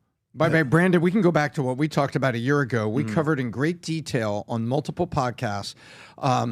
Pat, remember we went this on the plight, what was happening to Medicaid in California, and that hospitals closed because they were going broke. Because if a gunshot victim, a stabbing victim, or an unconscious person foaming at the mouth in convulsion came to an emergency room in downtown Los Angeles, they got treatment. They didn't sit there and say, well, if you can stop bleeding long enough to reach into your pocket and give me your insurance card, I'll take care of you here. No, they took care of it. And then the hospitals went to Sacramento and said, Newsom, I need to cover the Medicaid shortfall for all these services I gave to all these people. Like what? Well, here's the gunshots, the stabbings, the unconscious people, the drug overdoses, the fentanyls, the Narcan pens, bringing someone back from the dead. This is what I need. And guess what? California was so broke they were unable to do it, and they lost a downtown hospital. So in South Central LA, and the plight of it down there in these African American neighborhoods that are not filled with illegal immigrants, these are people that are American poor. They lost the hospital down the street that was providing them basic coverage because it went broke on the Medicaid system. That's the other part of it. States come crying to their senator and congressman, Medicaid's killing me here. All these illegals are here. I got Medicaid. I got to cover this. Who do you think? You think the food stamps in Somalia? Go look at what's happening to the hospitals in Minnesota and giving services. Who's paying for the Medicaid shortfall of the state of Minnesota? Omar is in Washington getting funds and grants back to the state to cover it. Food stamps is just where it starts. Now go to hospitalization and healthcare and all the rest of the stuff being given to people, and $40 trillion the can kick down the road, and now our grandchildren are going to pay for it. Yeah. By the way, you know what the number is? How much we gave to SNAP last year? Almost $100 billion. $100 billion towards SNAP. And people will sit there and say, well, we gave $2 billion to that guy and we gave $1 billion to this. You gave $100 billion to SNAP and came out of your pocket. And most of them are not even from here. And you can get rid of 70% of it and say $70 billion of taxpayer money with all this, illegal And while I don't want to talk about food and stuff like that, I'll say this with regard to housing, the illegal immigration, this is exactly what I'm talking about in terms of illegal immigration. You get all these people coming in the country and they have to live somewhere, right? You're talking about they have to eat and they're subsidizing it. I think we have yet to see fully the full effect of illegal immigration on housing. Yeah. By the way, what was your involvement with Letitia James and Adam Schiff and the indictment? Were you at all involved with that? Did you start the process, or? I criminally referred Letitia James for mortgage fraud. We believe that was mortgage fraud. So She's that was now you? been indicted. Yeah, that was our agency. Yes, and then also criminally referred Adam Schiff for mortgage fraud as well. And I'm only talking about this publicly because they've talked about it and it's been out there publicly. But those are two cases that I believe are mortgage fraud, and mortgage fraud is a huge problem. Also, one of the contributors rising to increasing housing costs. So what was exactly, how did they exactly exercise? We've read these stories, but from your mouth, how did they exercise mortgage fraud? Well, Letitia James has, in my view, a long history of alleged mortgage fraud. She claimed many years ago in the 80s that her father was her husband on a mortgage document, multiple mortgage documents. Letitia James claimed her father was her husband. That's right. Wow, the Omar playbook, OG. And so, you look at that, and then you look at the fact she has a house in Brooklyn. She has a house in Virginia that she declared as her primary residence. She's the Attorney General of New York. How is she declaring primary residence in the state of Virginia? Then on top of that, she's also declaring that she has a second home in Virginia. So she has two homes that we know of in Virginia, and she's claiming that that's a second home when we believe it is not a second home. So, it's very weird to me, Patrick, that these politicians, I don't know where they get all this money from. And it does raise the question, is it because of mortgage fraud that they're able to get a lot of these properties that other people might not be able to? And Bill, for people listening, tell them what happens when you declare a house as your primary resident. Tell them about the discount they're getting. So they're cheating to get a discount on their mortgage, and that's where the fraud is, because they're claiming multiple primary residences, That's correct? right, yeah. So they get significant discounts, and what happens is, from the federal government, from Fannie and Freddie. Essentially, in so many ways. It's a little bit more intricate, but yes, there is from the banks benefits. that are Yes, and we feeding as up. taxpayers, right, we saw this in 08. We cannot have another housing crash again where people have multiple homes, where they say it's for one thing and then it's really for another. You have a primary home, a secondary home, and then an investment property. And it looks to me like in many cases, these should have been primary. In the case of Letitia James, the secondary home should have been an investment property. And I believe that the primary home should have also been an investment property. Yeah. So by the way, I just asked the question on ChatGPT. Rob, if you can pull it up, what the question was. The question is, did Letitia James claim in a mortgage that her father was her husband? Yes. There are credible reports that she, the Attorney General from New York, is allegedly to have listed in a mortgage document as the spouse of her father. The Federal Housing Finance Agency, in a letter to the United States of DOJ, states that in 1983, a mortgage document for a property purchased by James and her father listed them as a husband and a wife. The FHFA further notes that a similar listing, husband and wife, showed up in documents again in 2000. James's lawyer says otherwise, but and so what's the case? This is pretty wild to be thinking about this. What is the crime for something like this?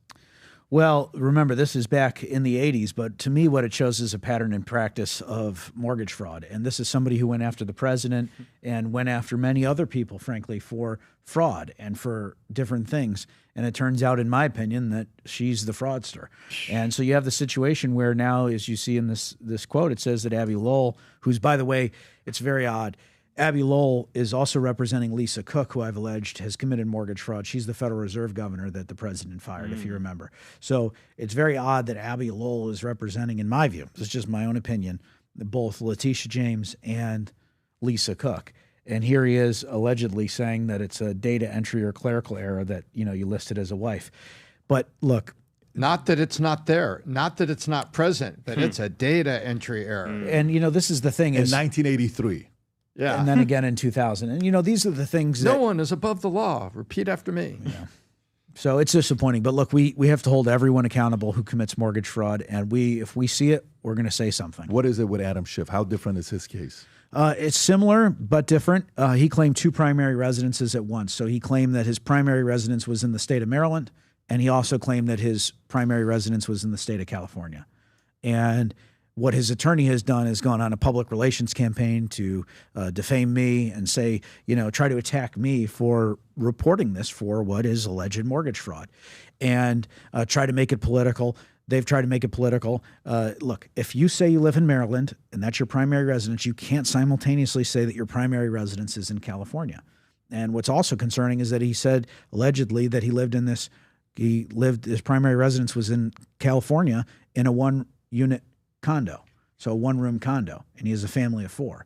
So explain that. So, this is the type of stuff that, going into Washington, D.C., if I see something, I'm going to say something, I'm giving away my salary. I'm there to serve the president. If I see it, I'm going to do it. And, if they're going to attack me, they're going to attack me.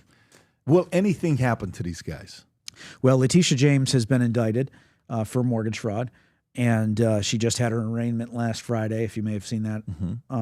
And so that's that situation. With regard to Adam Schiff, that's up to the DOJ, and the Letitia James thing is up to the DOJ. I'm not a prosecutor. I just a mortgage and housing guy, and if we see mortgage fraud, we're going to say something. And I'm not going to be intimidated by all these politicians, lawyers who are trying to attack me because we're saying that they're not above the law. That's pretty wild to see this. That the claims they made against others is exactly what they're doing themselves, but nobody is surprised by that. I mean, it keeps happening over and over and over again.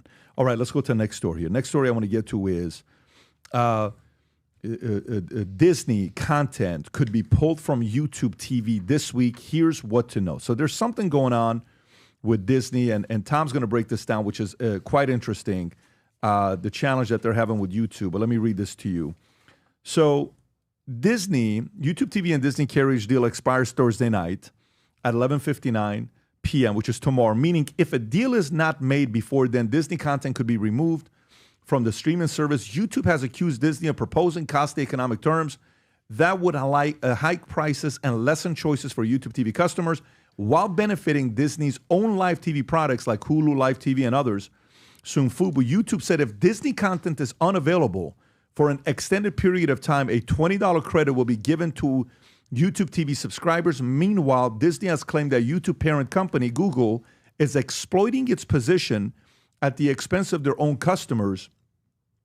ABC and ESPN are on the chopping block, according to Disney, which noted in a statement YouTube subscribers could lose access to NFL college football, NBA, and NHL season, and much more. 15%, this is the increase in viewership Disney's network in YouTube TV households year over year, according to multiple outlets. Tom, what's going on over here? So here's what's going on. Disney theme parks are, doing well. Oh, wait, sorry. They're not doing well. They were losing a lot of money. People weren't there. People are not interested in seeing all of the themes and stuff that gets pushed on you through the Disneyland, and get frustrated about that. And so YouTube is built YouTube TV. And, wait a minute. Hulu is majority of Hulu is owned by Disney. So Disney owns Hulu that directly competes with YouTube TV. And we know these are over the top, meaning you can get them anywhere, the alternative to cable now. And you can go on your laptop, your phone, and get Hulu or YouTube TV. So both YouTube and Disney, the owner of Hulu, are trying to get our dollars for our $50, $60, $70 a month, whatever package we get to get TV. Make sense, Pat? Mm-hmm. That's what we want to do. Well, now also Disney happens to own ESPN, and in the middle of college sports season, in the middle of the fall, with so many things going on, the NFL in full bloom and things like that, YouTube TV has generated 15% increase in viewership for Disney. And YouTube is paying for the content fair and square. And now Disney's coming up going, hey, boy, you addicted that heroin. Price of heroin's going up. And Disney is trying to raise what's called carriage rates or channel inclusion rates or the licensing rate. And YouTube's like, wait a minute. We have an agreement. We have things down here. And when we renew the agreement, we'll negotiate in good faith. And YouTube TV paid a bunch of money to the NFL to bring Sunday tickets. So YouTube is trying to operate an alternative to cable. In the process, it has to compete with Disney, who owns Hulu. And I think that's a huge conflict in this. Huge, because Disney has bought so many channels and has so much content. and it's operating Hulu. So it's got this triangulation there. And I really... Who's in the wrong here? Who's in the wrong here? I Disney? think Disney's in the wrong here because they're trying to leverage. YouTube TV grew and gave 15% more viewership to Disney, and Disney sees an opportunity there. Oh, all those people expect their ESPN. They want it to be there. And YouTube's like, wait a minute, I just gave this to you. It worked. You gave me a license. I offered YouTube TV, and I gave you more. Are they trying to renegotiate a license at a higher cost, at a higher number? Oh, yeah. They're trying to get What are they asking for? I don't know what the percent is, but the renewals is what's coming. But you have to remember, Disney owns Hulu. So Disney I got it. is levering. So they want to get away from YouTube and just go put it on Hulu. And if you people are upset that you've lost your ESPN on YouTube TV, come over to Hulu. Because remember, the days are over where someone has to come to your house and switch the box. All you do is switch the subscription.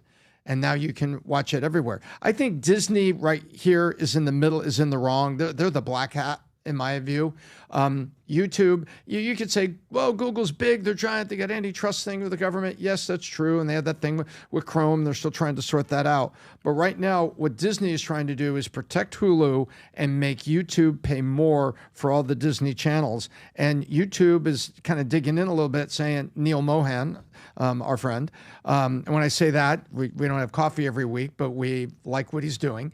And he's out there fighting the fight, trying to get people, a fair, reasonable economic choice in YouTube TV.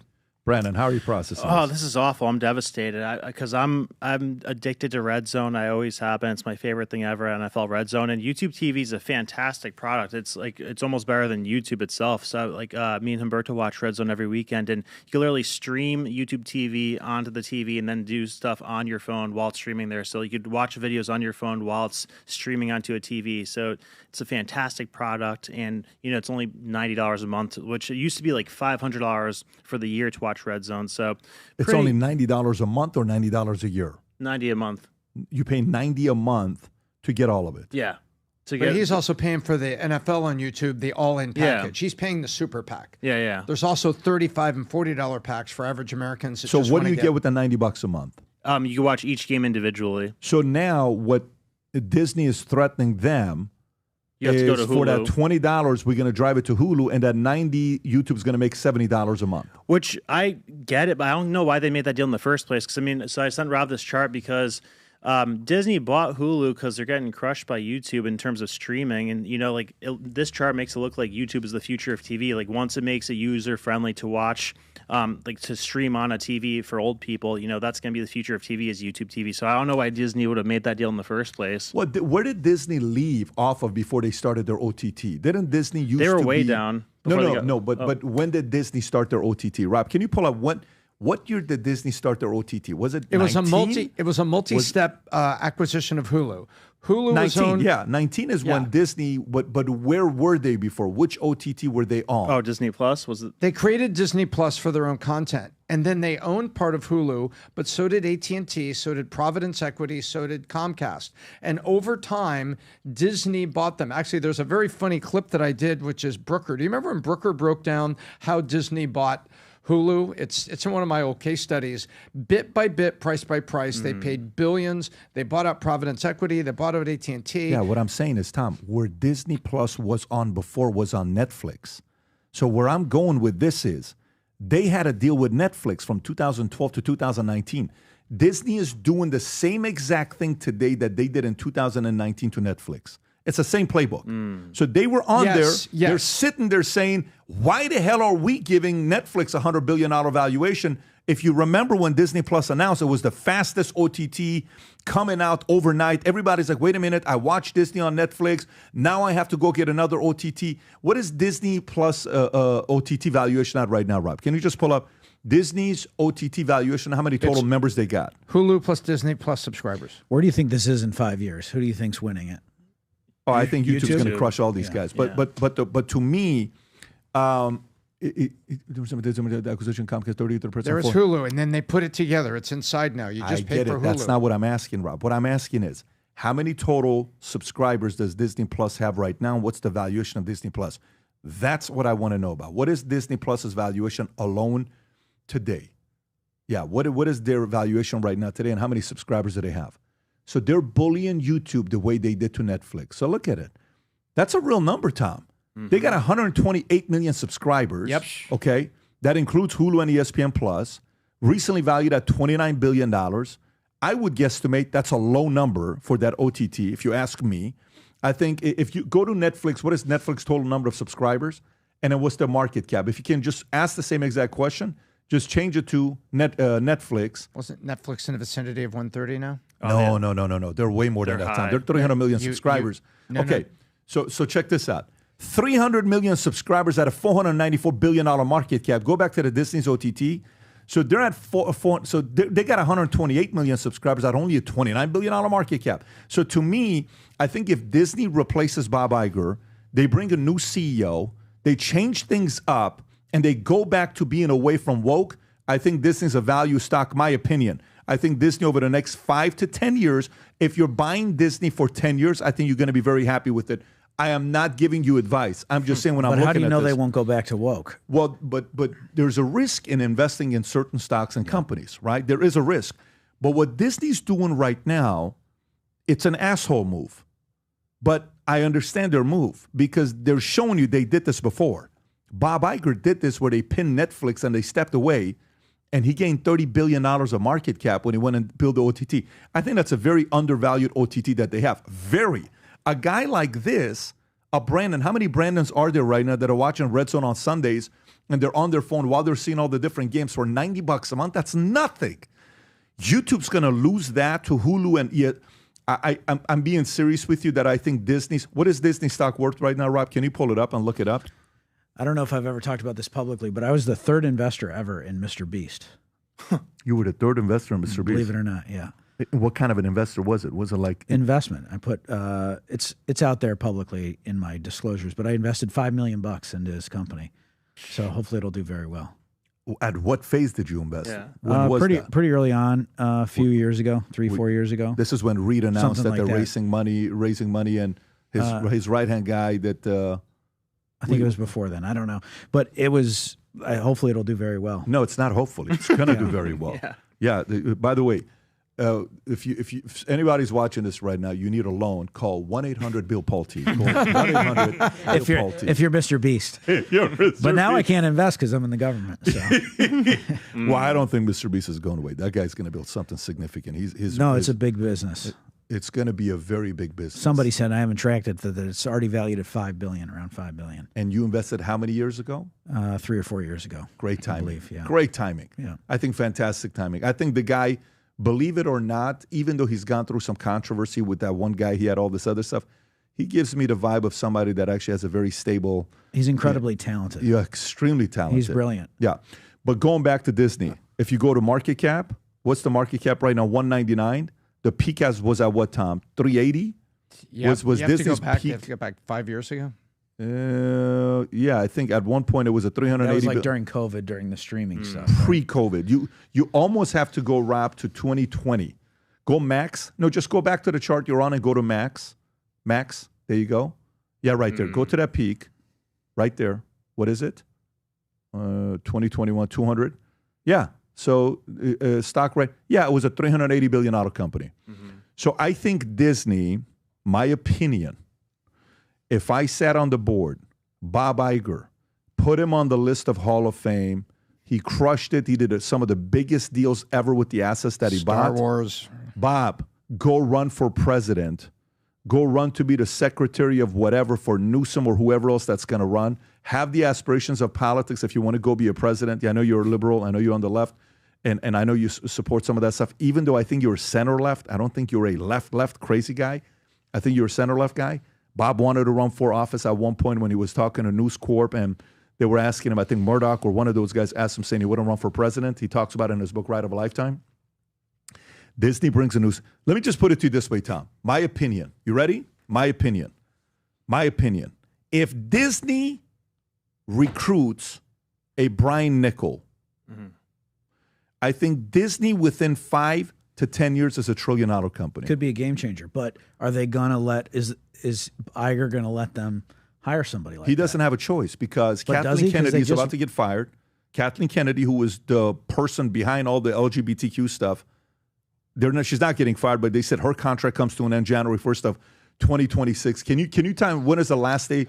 Her contract ends when? I think it's January 21st of 2026. Yeah, I think they're calling it retired, and I think the Hollywood Reporter called it perfect. Refired. End of 2025, her contract is done with Lucasfilms. She was the woke leftist, LGBT. I even think one of her kids is part of the LGBTQ, so she was extremely protective on Zooms talking about candidates and all this so you other get rid stuff. of her, but what about the others? I mean, I don't know if you see the board of Disney, but isn't it pretty protectionist for No, there's a couple Iger? board members on Disney that own $2 or $4 billion, some of the biggest shareholders who are actually fighting the fight, and they're doing they're doing the right thing. Not shareholders, but guys who have big stock in the company. Look, this. Remember Nelson Peltz led an activist fight. Remember That's that? what I'm talking about. But he's not on the board, is he? I know he's not, but he's a $4 billion guy. Yeah. He owns a couple $1 billion of shares in it. It was him and another guy. It was Nelson Peltz and another guy. Rob, can you pull up who was the other person with Nelson Peltz that was going against Disney? All I'm saying Perlmutter. is, Bill. All I'm saying is Perlmutter. That's who it was. Yeah. If you think about, are you freaking kidding me? Netflix at 300 million subscribers is worth $500 billion. Mm-hmm. And Disney Plus with 130 million subscribers is only worth $25 billion, and they're about to cut and do to YouTube what they did to Netflix. And of course, this is not a negotiation. Tom, what's the likelihood Disney is negotiating with YouTube right now? I put zero. Let's say less than 5% that they're negotiating. Yeah, the They're word you're out. looking for is legitimately negotiating. You know what's about to happen? I agree with you. They are not. They're like, oh, no, we're at the bargaining table. Yeah. No, you're not legitimately negotiating. Let me tell you what Brandon is doing in 2026. Brandon in 2026 on his phone is going to own Disney Plus. Yeah, well, this week I'm going to if this happens. If this happens, he's going to Disney. He's like, why do you have Disney Plus? For Red Zone. Because I got to own Hulu and all this other stuff. I think this is massive. And by the way, you know what I think is going to happen? I got to make a phone call after this meeting is what I got to do. Because I think, okay, question, open to all of you guys. You ready? 130 million subscribers Disney's got right now. They cut this relationship with YouTube. YouTube goes from Red Zone goes from $90 to $70 a month. What do you think that 130 goes on Disney? 130 million subscribers. What do you think goes to? Well, how big do you think the move is going to be? 20 million pop. What do you think? In terms of subscribers? So they got right now, if you want to watch Red Zone, it's on YouTube. At least 20 million. Yeah. I think over 100. It's the NFL crowd. Tom, are you hearing I think we're at 9-digit impact, not on subscribers, but on revenue. I think it's a 9-digit impact. Because you know what? How many times have we seen this as consumers? We see it all the time, and they black out. Wow. All of a sudden, this blacks out, that blacks out. This and is then not small. They put the black screen on there and says, due to negotiation with Fox, and we're trying to talk to Fox, and we're trying to help Fox understand. There we go, folks. And they'll put Fox 5 times in a black screen that we're trying to get Fox back for you. And it's like, and I'm saying Fox, but they've done the same thing, ABC. It's like the cable guys are trying to put a package together and put it out there for you and me. They're not innocent. They got things to do. They got to run a business. They want to make a profit too.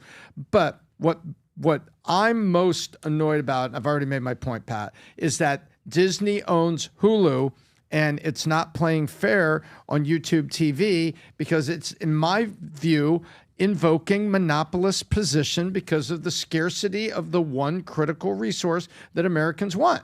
So, where's the Federal Trade Commission? Yeah, this chart here, Brandon, if you want to talk on this chart. Yes, I mean, this is really what we're talking I'm about. going to go into the Federal Trade Commission and change my name to Attila.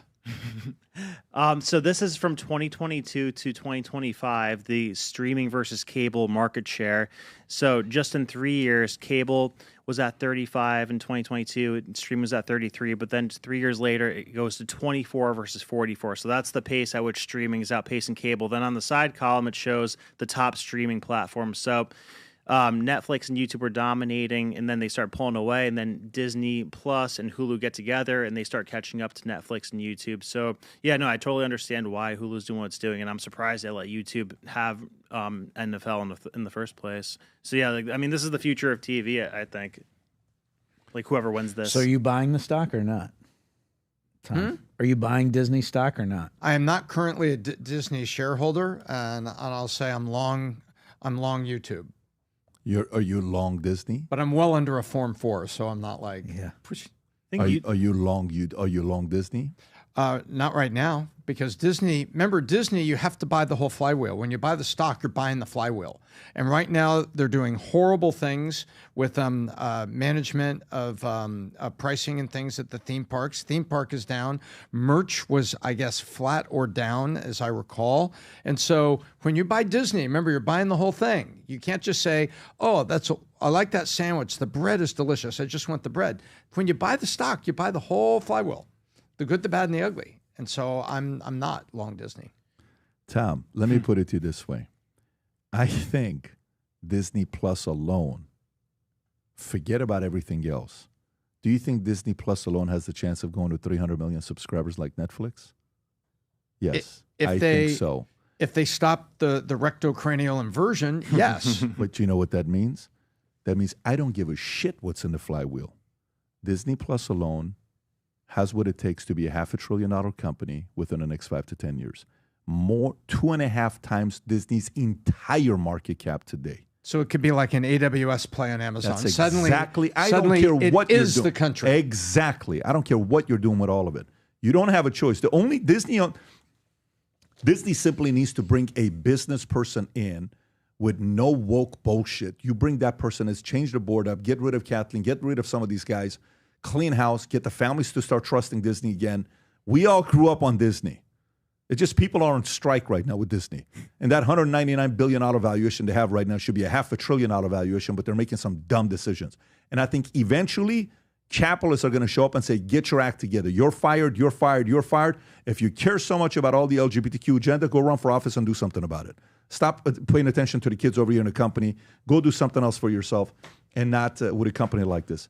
All I'm saying is I'm making a phone call after this podcast. That's all I'm saying. This is why I'm a big fan of what people like Nelson Pelz and what do you understand what's going on here? I do. What Bill Ackman and Bill Ackman's on Disney. What Bill does with other companies, calling them out and there's no calling way. them to deliver returns for shareholders. They're not negotiating with like, hey, YouTube, YouTube is sitting there saying, you think we're dumb? You don't think we know what you're doing?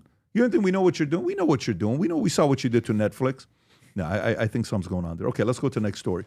Tom, I don't want you to think I forgot about your robots. I'm going to get to the robot stories. I know Tom loves robots. So, okay. Let's go to, which one should I go to here? Do the robots work? So check this out. I'm glad you brought it up. Do the robots work? Okay, so here's a $20,000 robot. Rob, I don't know if you have the video on it or not. This $20,000 robot can do your chores, but has one big potential privacy pitfall. Go ahead, Rob. My name is Bernd, and today we're launching Neo, our humanoid for the home. Neo, the robot, Nene. Let you live with it. Yeah. You're just not telling me? Well, what does it do? Like my chores, I just leave and I come back and they're all done. Are you kidding me? No.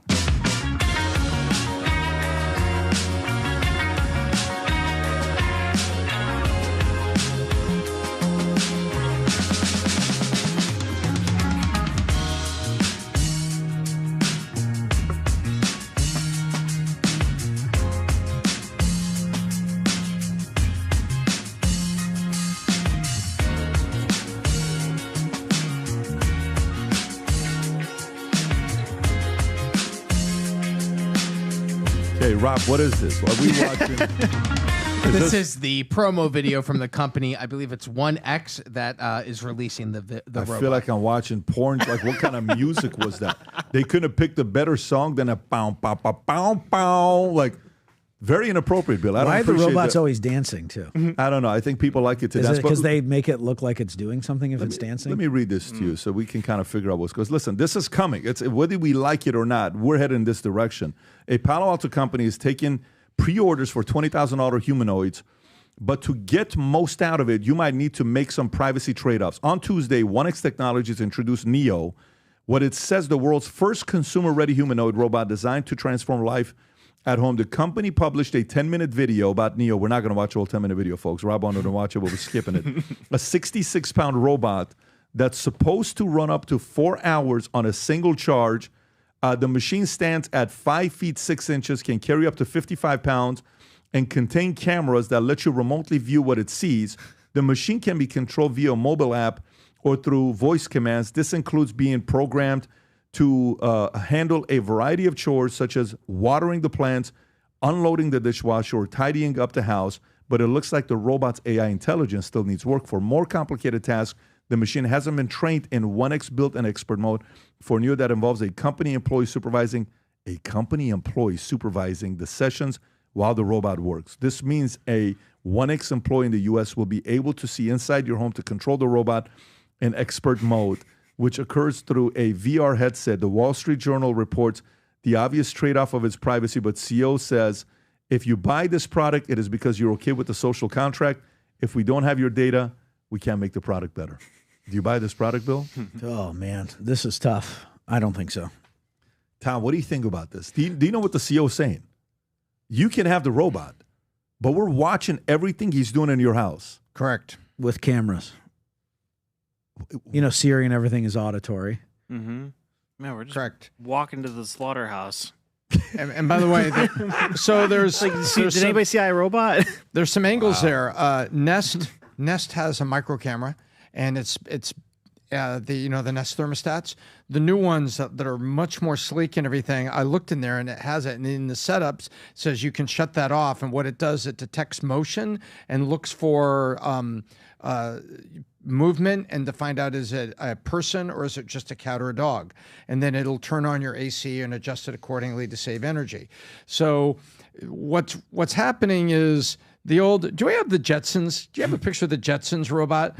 From way back when we were young, you had the Jetsons. There it was. There she is. That's what we're seeing. That's what's coming.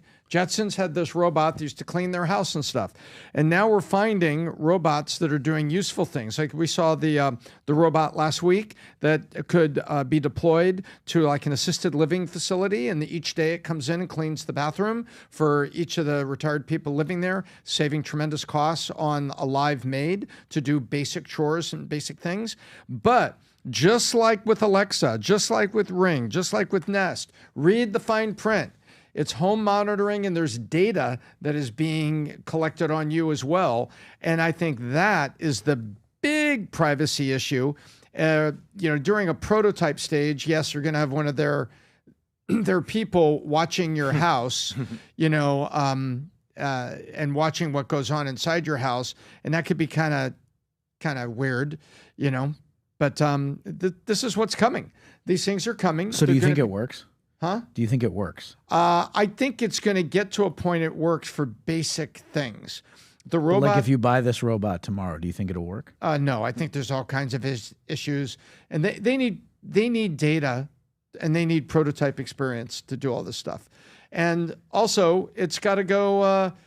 I don't leave clothes all over the place. When I get up in the morning, I take my sweats that I wore to bed, I throw them in the hamper right there. So I don't leave a bunch of stuff around. Be honest, Tom.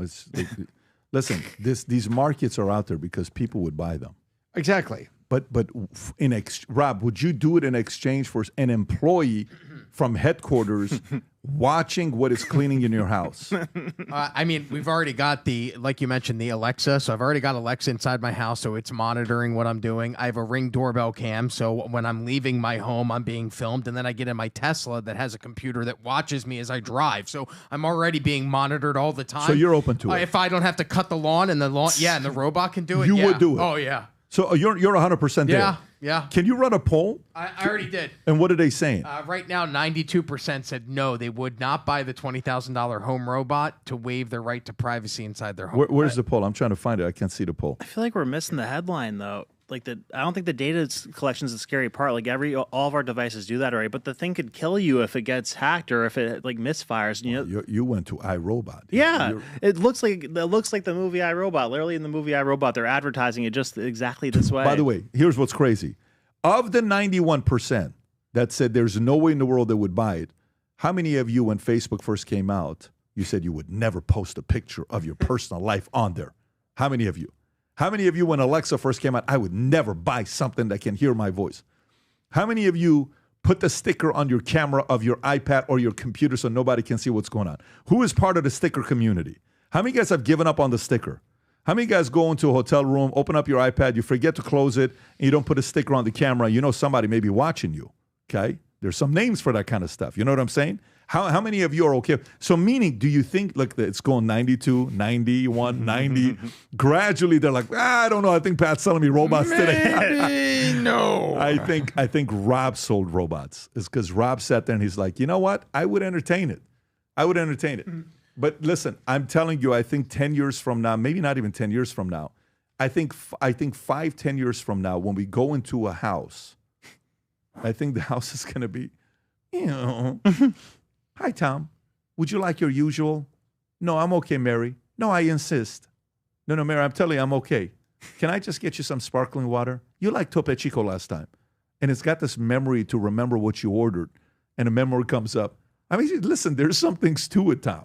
You know, this is very interesting. I had a friend that went up to Bill Gates' house up in Washington. Name dropping. No, I'm not. But I'm going to tell you what he did. God, I was at Bill Gates' house. I was not at Bill Gates' house. Michael Wolff and... You know, I swung by Bill Gates' house. He wasn't home. He was on an island somewhere, apparently.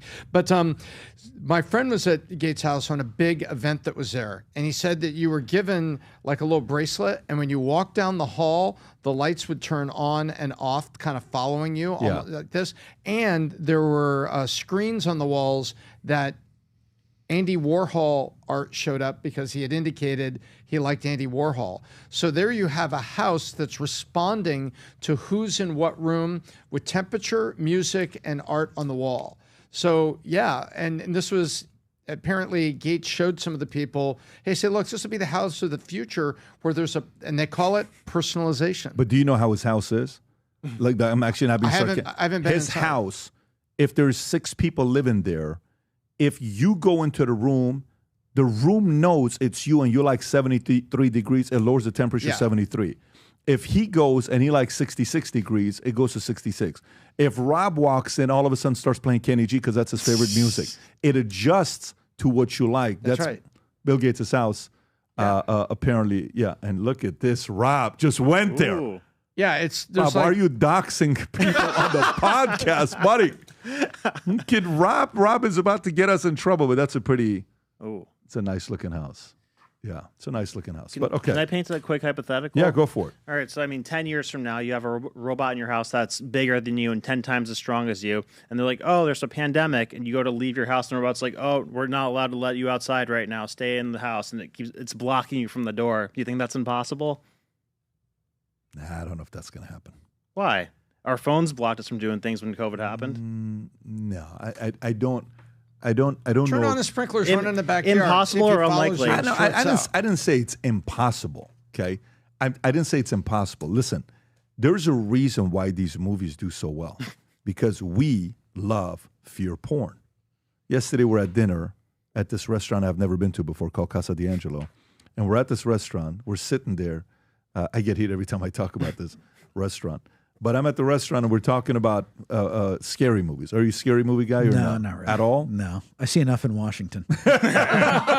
Exactly. What is the scariest movie you ever seen? Number one. Tom, what's your Washington? scary? I don't even know. No, period, in your life. What's the scariest movie you ever watched? I think the scariest program I ever saw was I was watching C-SPAN. You should have seen what these people were guys, doing I'm to not the being American sarcastic. voter. I'm asking you.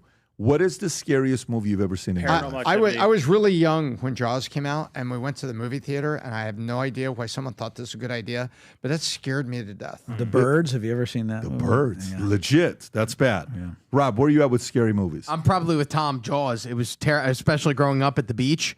It terrified me. Jaws. Not go swimming. Yeah.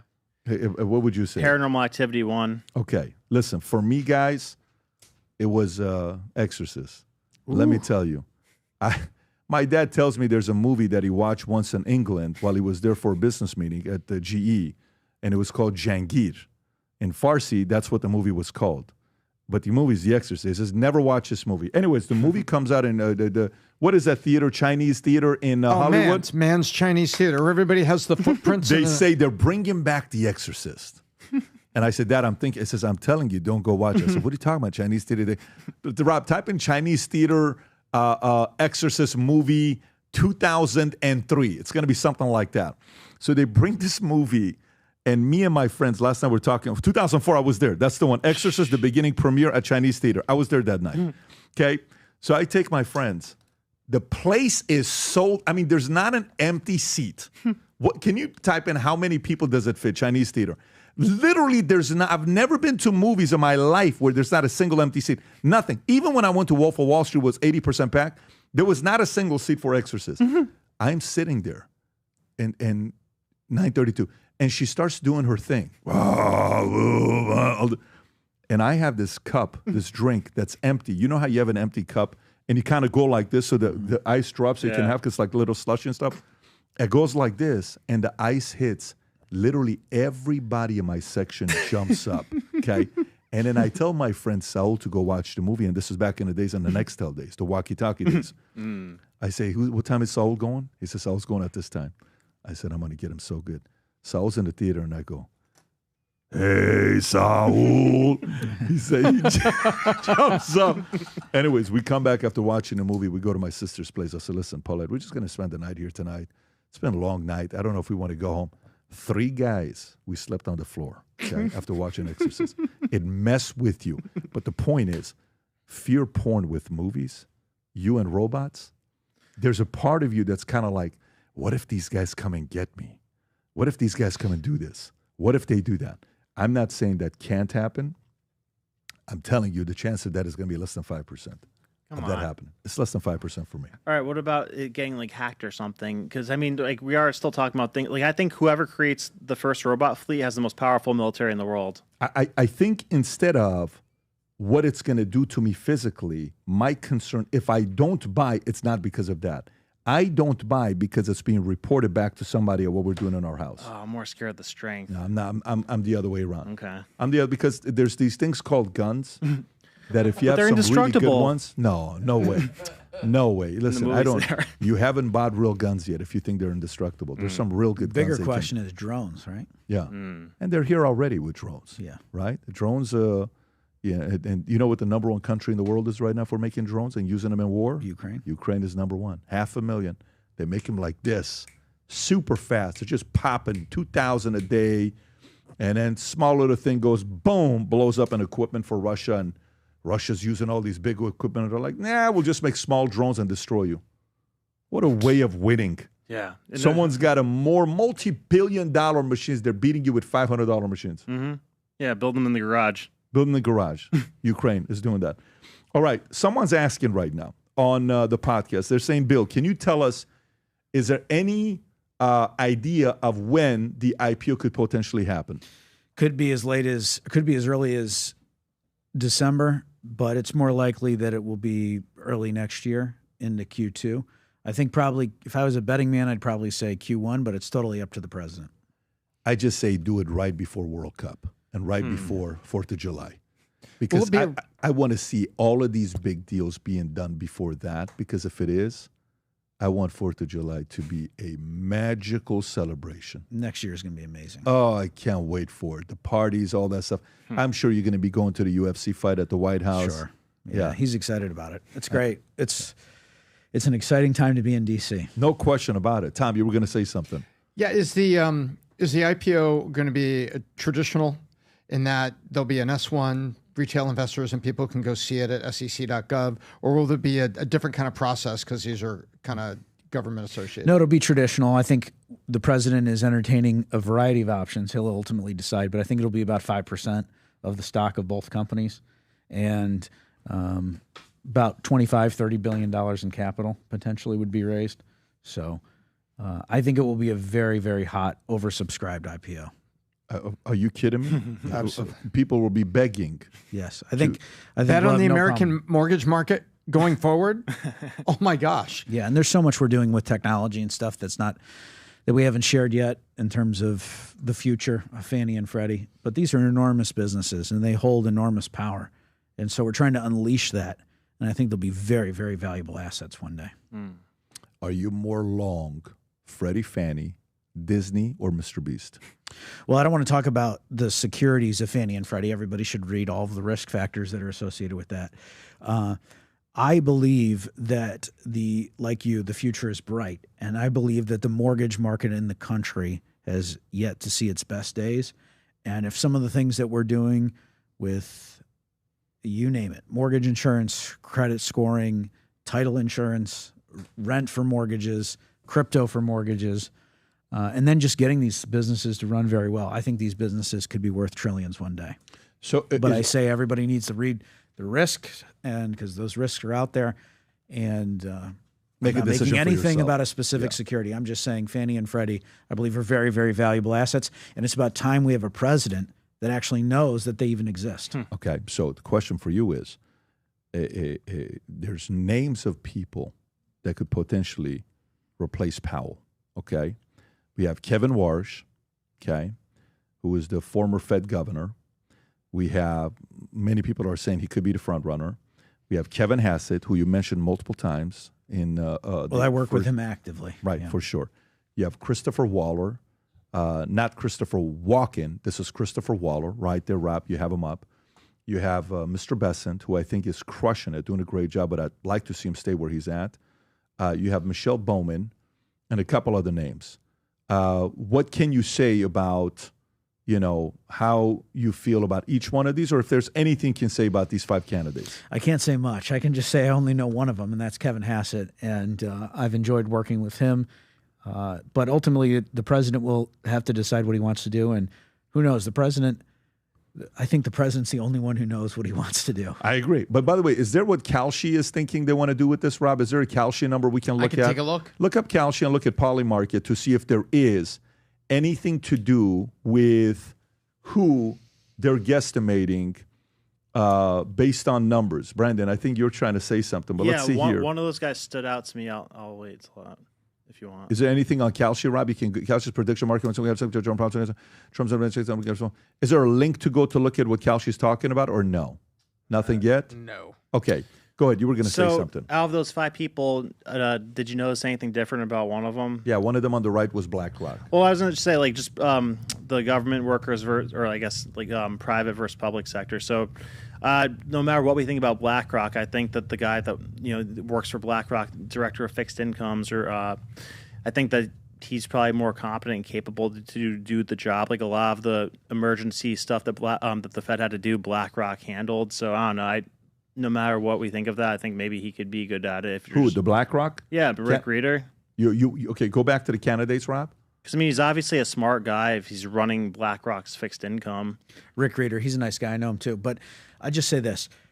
No matter what happens, if you have inflation running at 1.5%, which the president has completely crushed inflation, and you're holding the Fed funds rate at 4.25%, rates are way too high.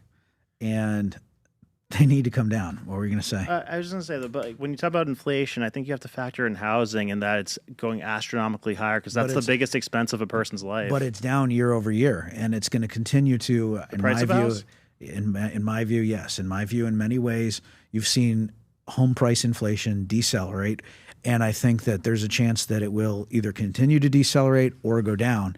And if rates go down, though, you don't think it's going to accelerate back up? I personally don't think so. Why? I think that most people would say that it would, or you would think that it would, but I think for all the reasons I described, in addition to all the things that we're going to be working on with the home builders, and then the cost of inflation. Lumber is down, drywall is down, all of these raw commodities that go into, remember when they were all saying, the tariffs are going to cause this massive inflation and the cost of building a home? It didn't turn out to be true. It was completely false.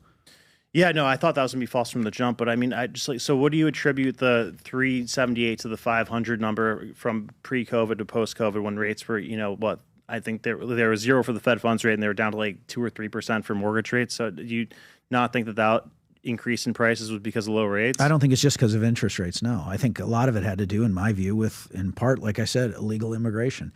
You can't let 20 million people into a country illegally and not expect there to be some effect on the housing market. You just can't.